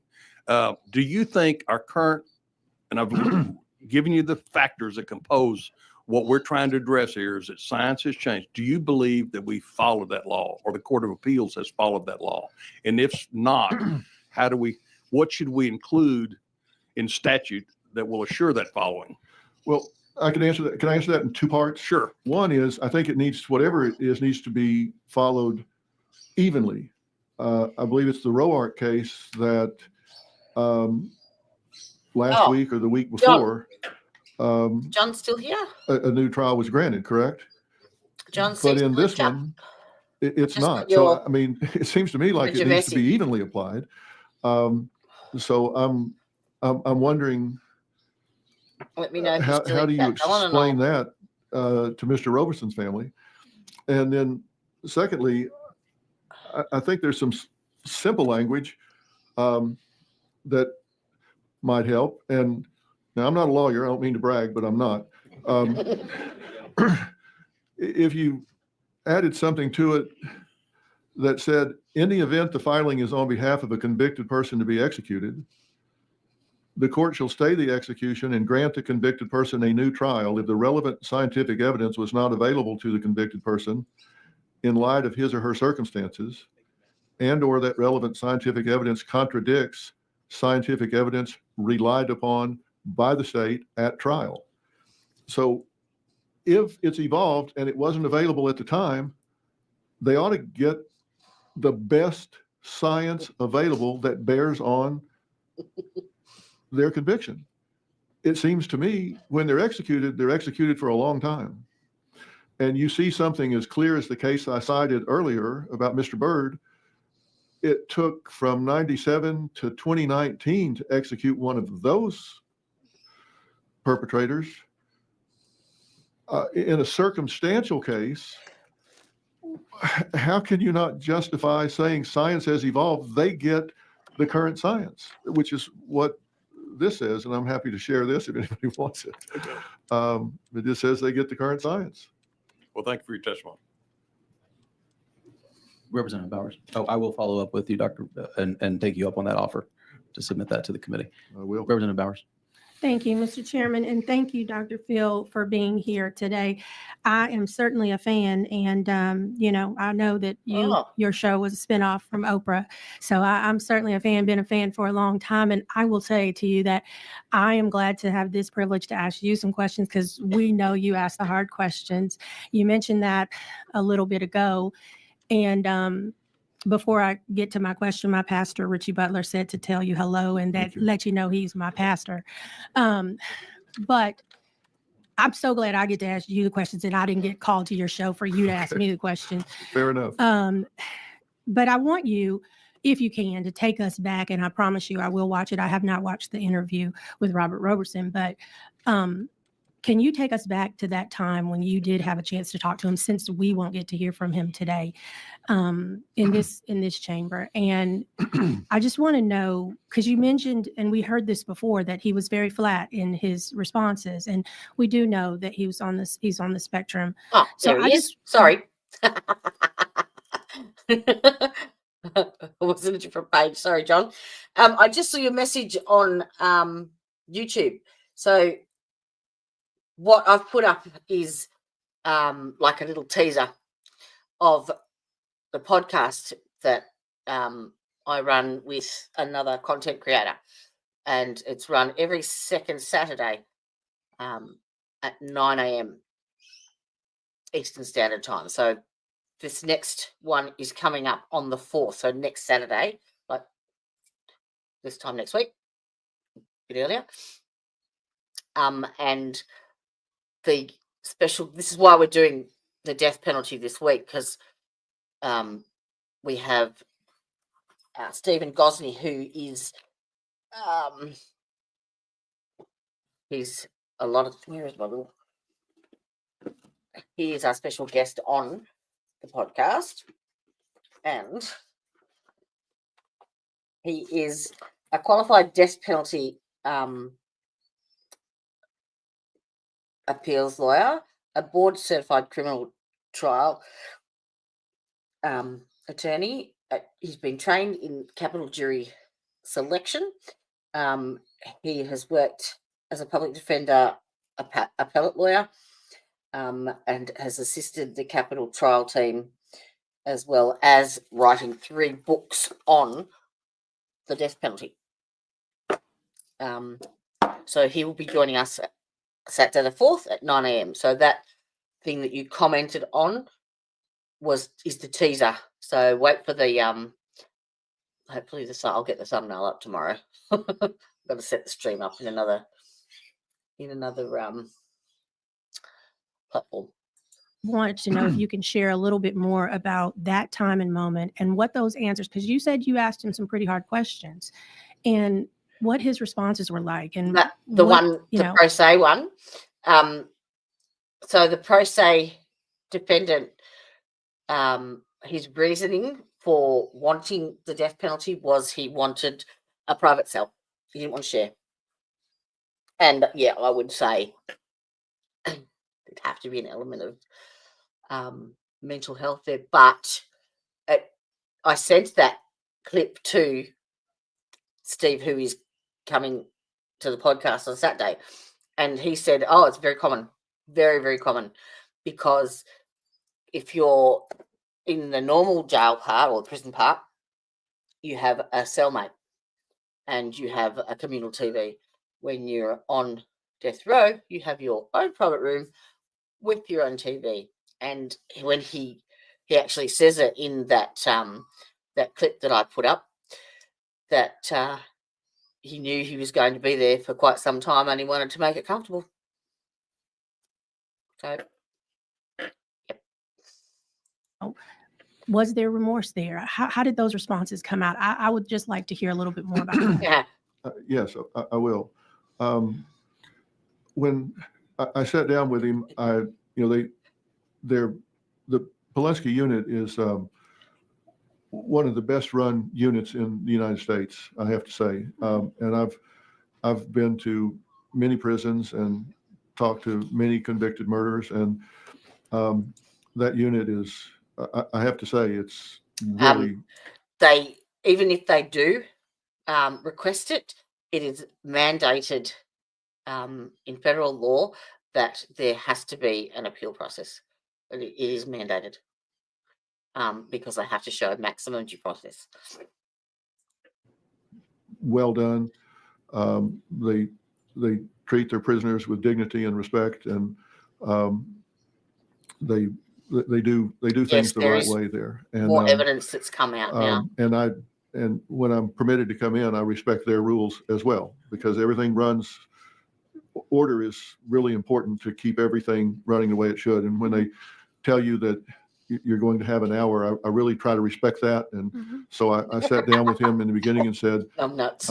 Listen, we're on a time clock, so I'm going to forego a lot of small talk and jump right into this if it's okay with you. And he said, certainly. So we jumped right into it. And I said, you're days away from being executed. And I want to know how you feel about this. And I started asking him about things, and I asked him some things like, it was a hearing.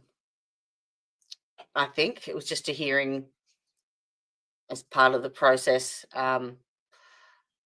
He's been charged, and the guilt phase is done, and I think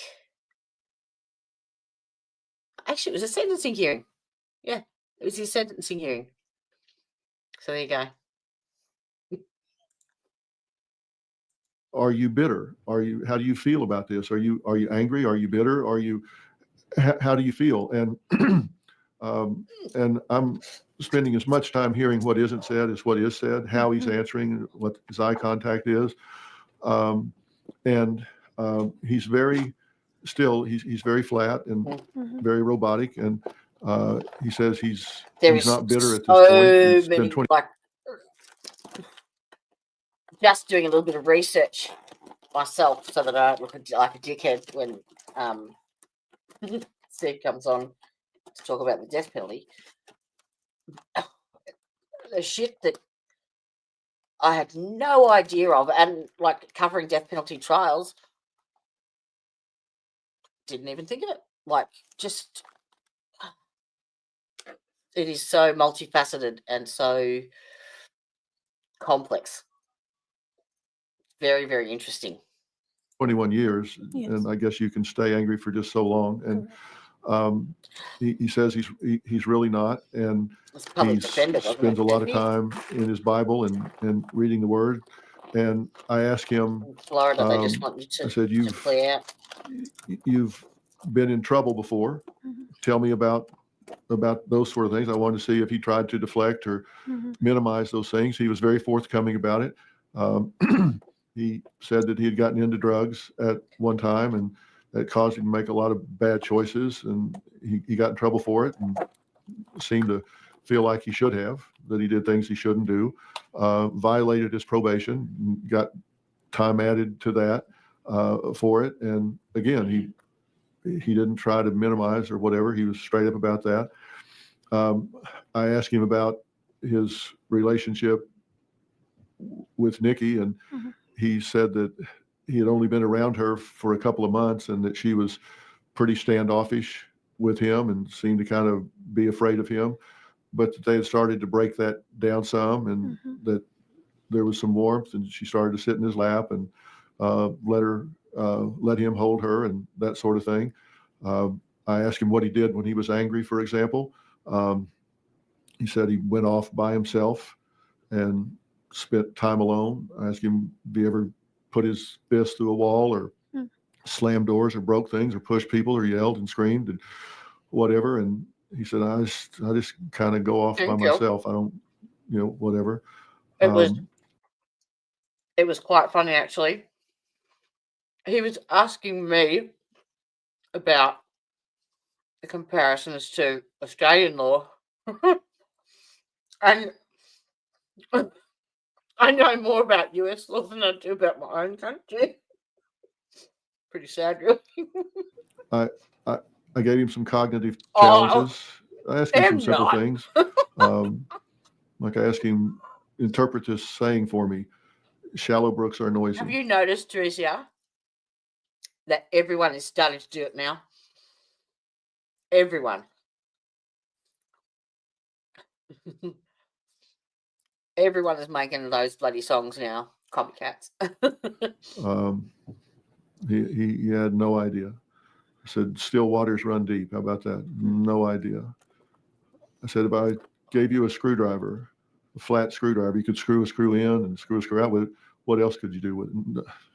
Couldn't think of one other thing you could do with a screwdriver. Nothing. I gave him some items to remember and stab someone with it? asked him to recall those, not after an hour, but after about 15 minutes. I think he got 1 out of 5. And what else did you do with the so screwdriver? he was having trouble. Of course, he's under a lot of stress too, and that doesn't help. And then I asked him straight up, did you hurt this child? And I really watched him, and his blink rate's about 12, 13 per minute. You go under stress, if you ask a relevant question, people are lying that blink rate will often go to 70 or 80 in a hurry. He didn't change at all. He didn't color up. He didn't stutter or start, changing his patterns at all. Just no, no, and no. And I asked him if he thought he had a fair trial, and he said no. His lawyer kept saying, shaking baby, shaking baby. And I told him, why are you doing that? It's not true. I don't want you saying that. But he said, I'm trying to save you from first degree murder. What song did you hear? But he said, well, I don't want you saying Tom that. is snoring. Sit down, sit down, sit down. And he was very hopeful that he was going to get some kind of relief here and not be executed. And he thinks he deserves to be free. Thank you for that. And thank you for giving us a snapshot of what that interview was like. And I certainly will be going back to look at it and view it. But and thank you for asking him questions, like you said, hard questions.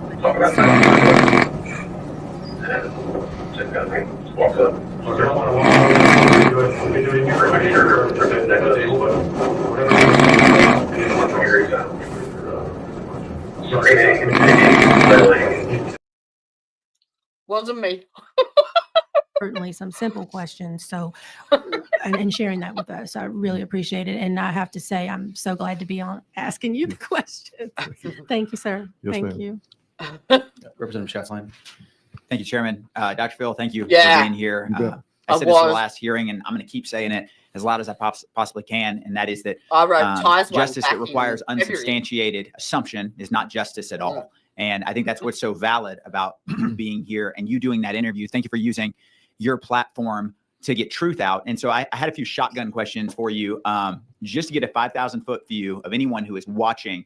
You said that juries decide this on what they see and hear, not what they don't see and hear. Did the jury know that Nikki had been chronically ill her entire life? No. Did the jury know that she had 2 recent episodes of a sudden halt to her breathing, or we would call it breathing apnea? What if any? No.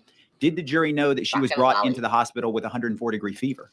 I don't believe that was in the record. Did the jury know that one of the drugs that was given to Nikki is no longer used on children and has a black label because it makes it difficult to breathe for children? I don't want this. Did the jury know that either. she had been diagnosed with Not one bacterial pneumonia? No.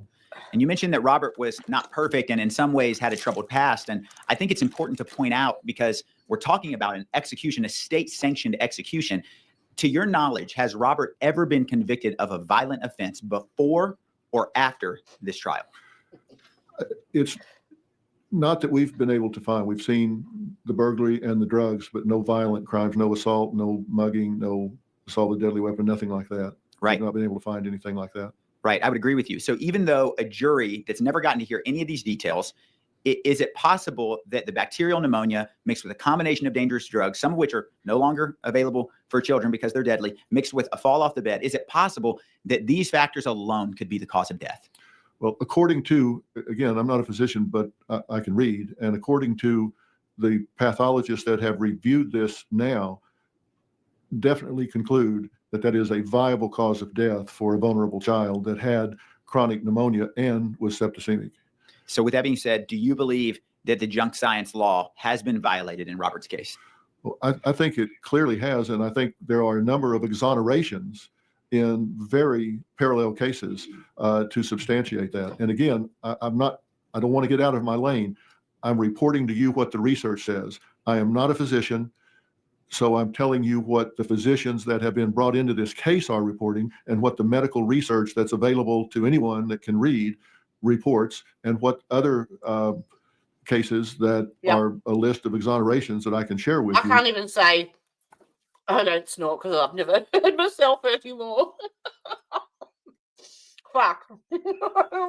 Exonerations have taken place where they've determined that no crime was committed at all because of exactly the things you're listing out. Yes, I agree with you. In fact, the number that you're talking about is 32 exonerations that we've been able to find of those that were convicted of shaken baby syndrome. And so you said that the death penalty hangs in the balance here, and I agree with you. So is it your opinion that a reconsideration by the Criminal Court of Appeals and giving Robert a retrial actually strengthens the legitimacy of the death penalty in the state of Texas? Well, I think it does. I think there's been over 5,000 years of time on death row served by innocent people that were ultimately exonerated. So, and Texas is second only to Illinois in the number of exonerations. So we need to get this right. If we're going to preserve the death penalty, we need to show a commitment to do everything possible to get it right. And if we're not good stewards of that, then we shouldn't have the privilege of asserting it. Absolutely. So if we want to preserve it, we need to be really committed to getting it right. I couldn't agree with you more. As a member who is supportive of the death penalty, I also believe that if we are going to execute people in the state of Texas, we have to be sure at the highest level that we can that that person committed this crime. As someone who wants to fight for individual liberties, this is something that has to be at the forefront of our mind. And I couldn't agree with you more that this actually, a retrial would strengthen the position that the death penalty should be a viable option for the courts in the state of Texas. Thank you for your testimony. Thank you. Representative Bojani. Thank you. Thank you, Chairman, Vice Chairman. So, thank you, Dr. Phil, for being here and for letting the committee know numerous issues, including the tunnel vision in trials. That is the focus too narrowly on one explanation, which happened to be here. So they actually made a decision yet? What changes would you suggest to prevent this kind of confirmation bias from affecting investigations and trials in the future? Well, I think there has to be some focus on being sure that we aren't looking over our shoulders and doing what's historically been done. But if we get into a situation, somebody has to be willing to step up and say, where are we now? Things are changing at a really rapid rate. We're learning so much more about how things are happening, and medical science is advancing. As is, we've seen it with DNA. We're seeing it with shaken baby syndrome. We're seeing it across a lot of different fields. So we just need to be sure that our prosecutors are really held to a standard of looking at where science is in a given area in circumstantial cases. And I say circumstantial cases because nobody was there that morning, so they have to look at all the circumstantial cases. And I also want to say that the people at the hospital that morning who waved a red flag and said, hey, we need to take a look at this, were not wrong. When somebody shows up with a baby that is in distress like that, and you've got somebody standing there and they don't seem terribly concerned about it and all, look, those are social worker, psychological red flags. And somebody should pay attention to that, because oftentimes they would be exactly right. There's a lot of abuse that happens with children. And somebody, I would rather be wrong 99 times than miss one for sure. So I do not fault those people for asking that question, saying, hey, time out, let's see what's going on here. But asking the question and going down a tunnel vision and snowballing somebody to death row are two different things. Somewhere along there where you ask the question, that's valid, but then not saying, okay, but let's wait a minute here. Let's ask all the questions. What's this child's medical history? We've got a lung scan. They didn't wait for the lung scan before they determined it was shaken baby syndrome. They called for a brain scan and a lung scan and did not wait for the results before they decided what they were going to do. And have to be something. That's my problem. My problem is not with them saying, hey, red flags here, we need to start asking some questions. Not a problem with that. The problem is they didn't follow up on available science to determine whether or not this was a chronically and acutely ill child. This child was septicemic. This child had chronic pneumonia, and there were scans done that they didn't take into account. Not even the medical examiner took them into account. The medical examiner admitted a list of things that were not looked at. That's the problem. If you're going to see the red flags, and you should, then make sure you check all of the different areas that you can get data from. Thank you. One more question, quick question. I know there are a lot of people here that are listening in that care about, people with autism. So in future cases, how can we ensure that individuals with autism spectrum disorder receive appropriate accommodations during the trial and post-trial proceedings, that they are treated fairly and their needs are fully considered in the justice system? Well, this was not diagnosed until 2018. So no one, when did his daughter die? No one gave Mr. Roberson the opportunity to be evaluated. And I think I did not see him 21 years ago, but I can tell you in spending time with him, and I just spent an hour with him, I cannot diagnose this individual in an hour through a glass and all that. So, but I can tell you this, we're talking about red flags. In the hour I spent talking with him, questions were going off in my mind about his ability to assist in his own defense. And if he was anywhere near that level of functioning 22 years ago, someone should have stepped up and said, this individual needs to be evaluated, and the state needs to do that. And I don't know what that evaluation would have shown. I can't. All I know is that I've seen the report that he is on the spectrum at this point. What would be your cutoff age? And all, but I can't diagnose him, but I can tell you big red flags were going off when he couldn't. 20 years.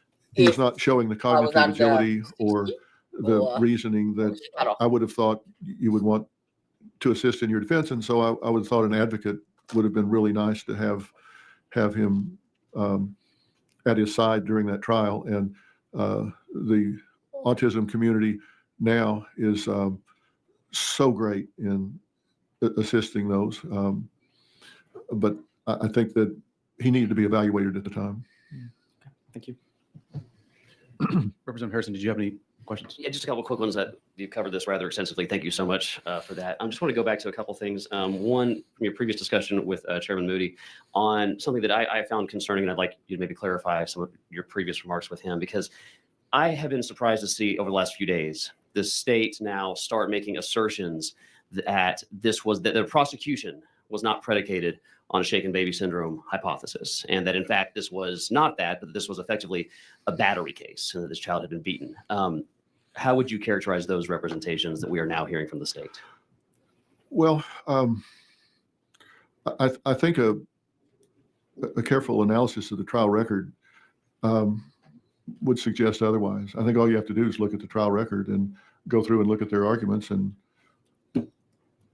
they tried to shake a baby case. I mean, if nothing other than the defense, voir diring the jury on Shake and Baby, doing an opening statement on Shake and Baby, and doing a closing argument on Shake and Baby, that's certainly what they were defending.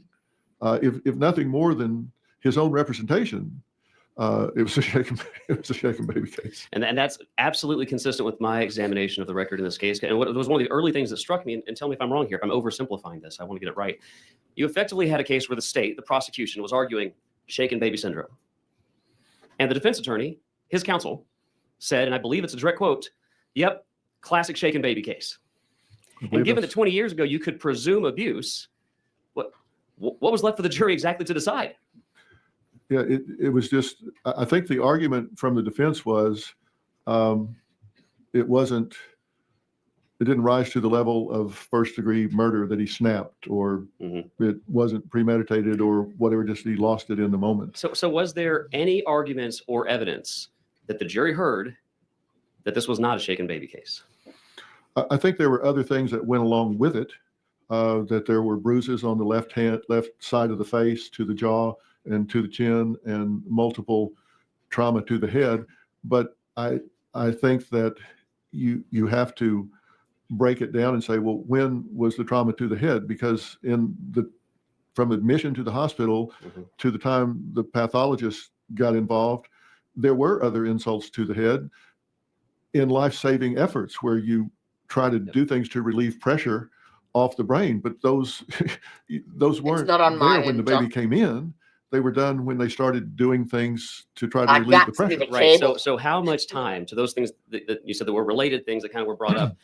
How much time at the trial was spent explaining to the jury any alternative explanations for either the Shake and Baby triad or for the other things that were observed on the baby? None that I could find. Yeah, none. So was there, is it fair to say that there was, or I'll ask it, was there direct evidence of abuse at trial at all, or was it all circumstantial? It was all circumstantial. Well, it was all circumstantial or reported by witnesses who later impeached themselves by saying, I was coerced into saying this with threats from Child Protective Services or implied threats from Child Protective Services or whatever, that changed their testimony. I hear a lot of people out there right now saying we should just trust the jury. They convicted him. In your opinion, is it even a debatable question whether or not the jury had all the evidence necessary to make such a decision? Well, I have to answer that two ways, Representative Harrison. I think jurors tend to get it right. Day in and day out, I think jurors tend to get it right based on what they see and hear. Correct. Based on what they see and hear, I think the collective IQ of a jury is 1,200. I think you send them back into a room. I think most people take it seriously. I think they put their heart into it, and I think they get it right based on what they see and hear. And I think they probably got it right in this case based on what they saw and heard. But they didn't see and hear everything they needed to see and hear to render a just verdict. I think that's even a debatable question. Not even close. Yeah. I don't normally go back. If I can dig in real quick on something you just said, you mentioned that witnesses that may have impeached themselves. Can you give is there a particular example or a particular witness that you're thinking of? Well, yeah. If there's not, it's okay. No, it's okay. Let me refresh my recollection. There are witnesses that testified at trial, and they were witnesses from his past. And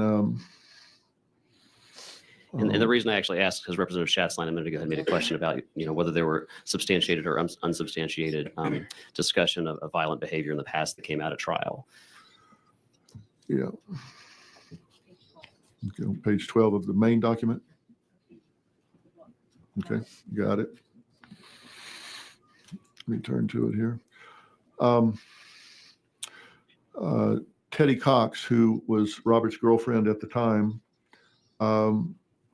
she was going to be the subject of a CPS investigation. So she was urged to provide information to implicate Robert, and was confined to a psych ward and admitted on the stand that she changed what she said about Robert based on how she felt at the time. But rebuttal witness Patricia Conklin, Teddy's sister, said Robert had a loving relationship with Nikki, never saw Robert spank Nikki, and Teddy had a poor reputation for truthfulness. And this was one of the individuals that testified, that provided the witness testimony that I keep hearing about all over the place on social media, that there was evidence that he was a violent person.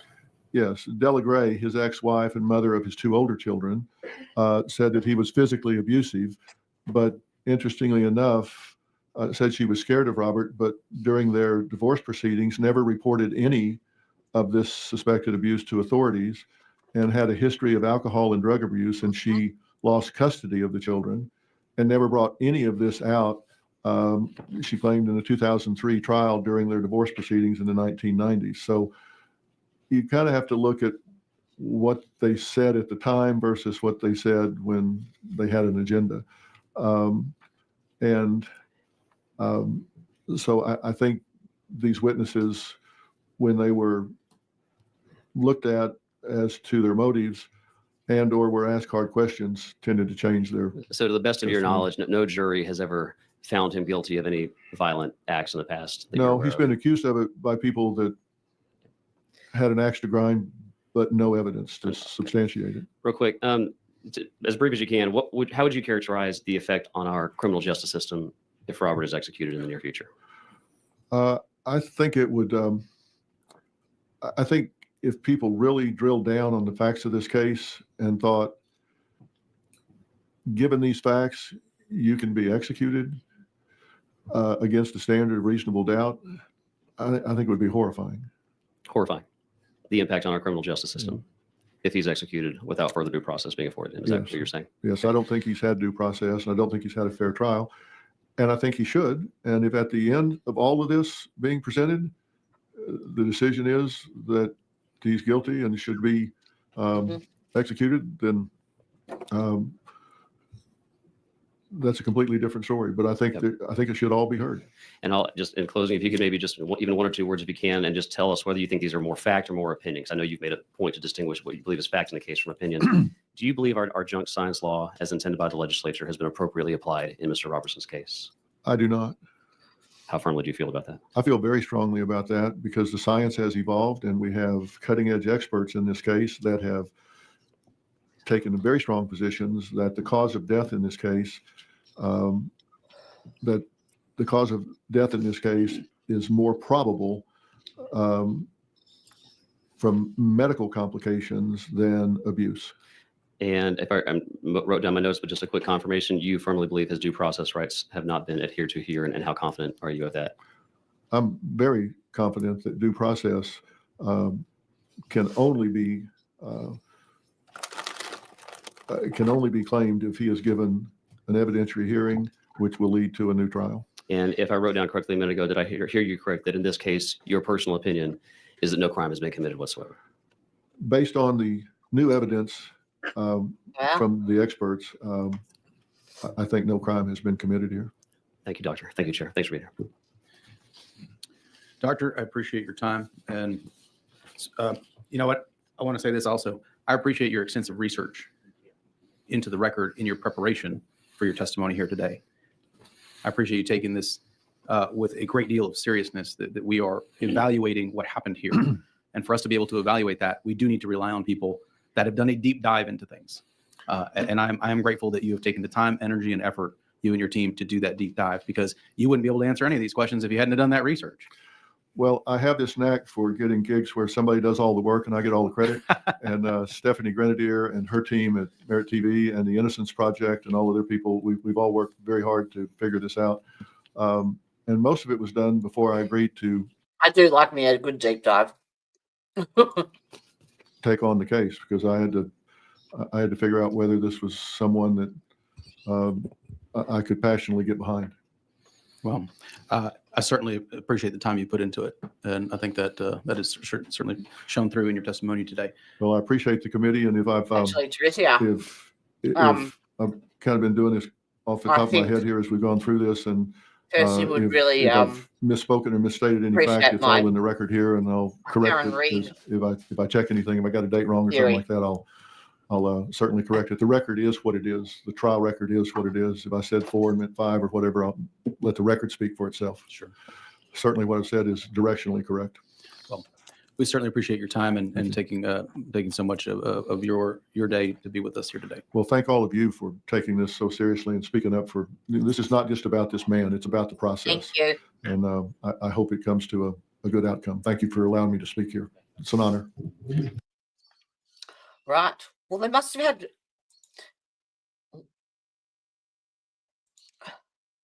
had more than one of these hearings. Like, there must have been multiple.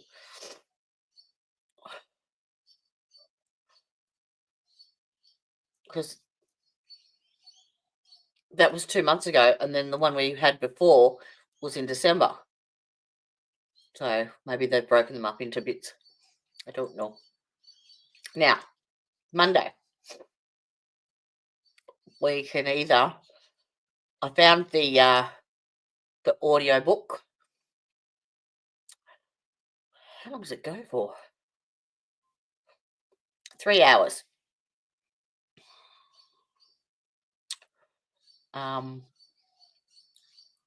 It's the second book in the trilogy. What the heck is this? I can't even see it. I've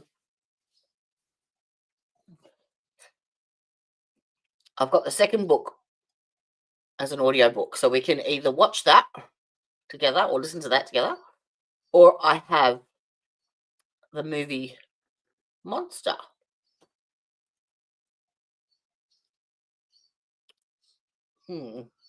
I shall put my thinking cap on for the day and come up with something.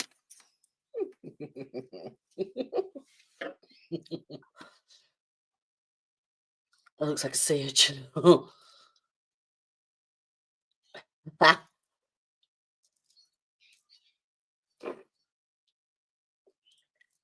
It's too small for me to see it. Ah, yes. I haven't been on there for ages. That's terrible. I haven't even seen what the guys have done. My bad. Has it changed? Has my Discord changed? Who asks that? Oh God. It's yeah, there is way more work behind the scenes than you realize. And there isn't enough hours in the day. Oh, well, they probably haven't then. Maybe I know they were building me a whole new channel, I think you call it. Server. So they may have it sitting ready to go before they switch it over. And they've probably left me a multitude of messages, no doubt. But that week with no internet absolutely fucked me. I had so many plans to do, like I planned to have those 3 audio books dusted on my week off. Couldn't even get a bar of service on my actual cell phone. Like, I couldn't even check my emails. I had to stand on tippy toes, poke my tongue out. Yeah, it was shit. So I will never, ever curse my cable provider. All right, my darlings. We're coming up to the 4-hour mark, and I really need to pee. I know you'll all sleep better for that knowledge. And I'll see you back here.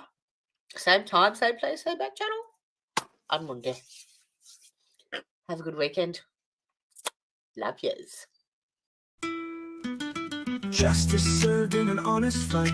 True crime tales till the verdict's right. Solving more than just trivial quests, where sentences rule at the defense rests.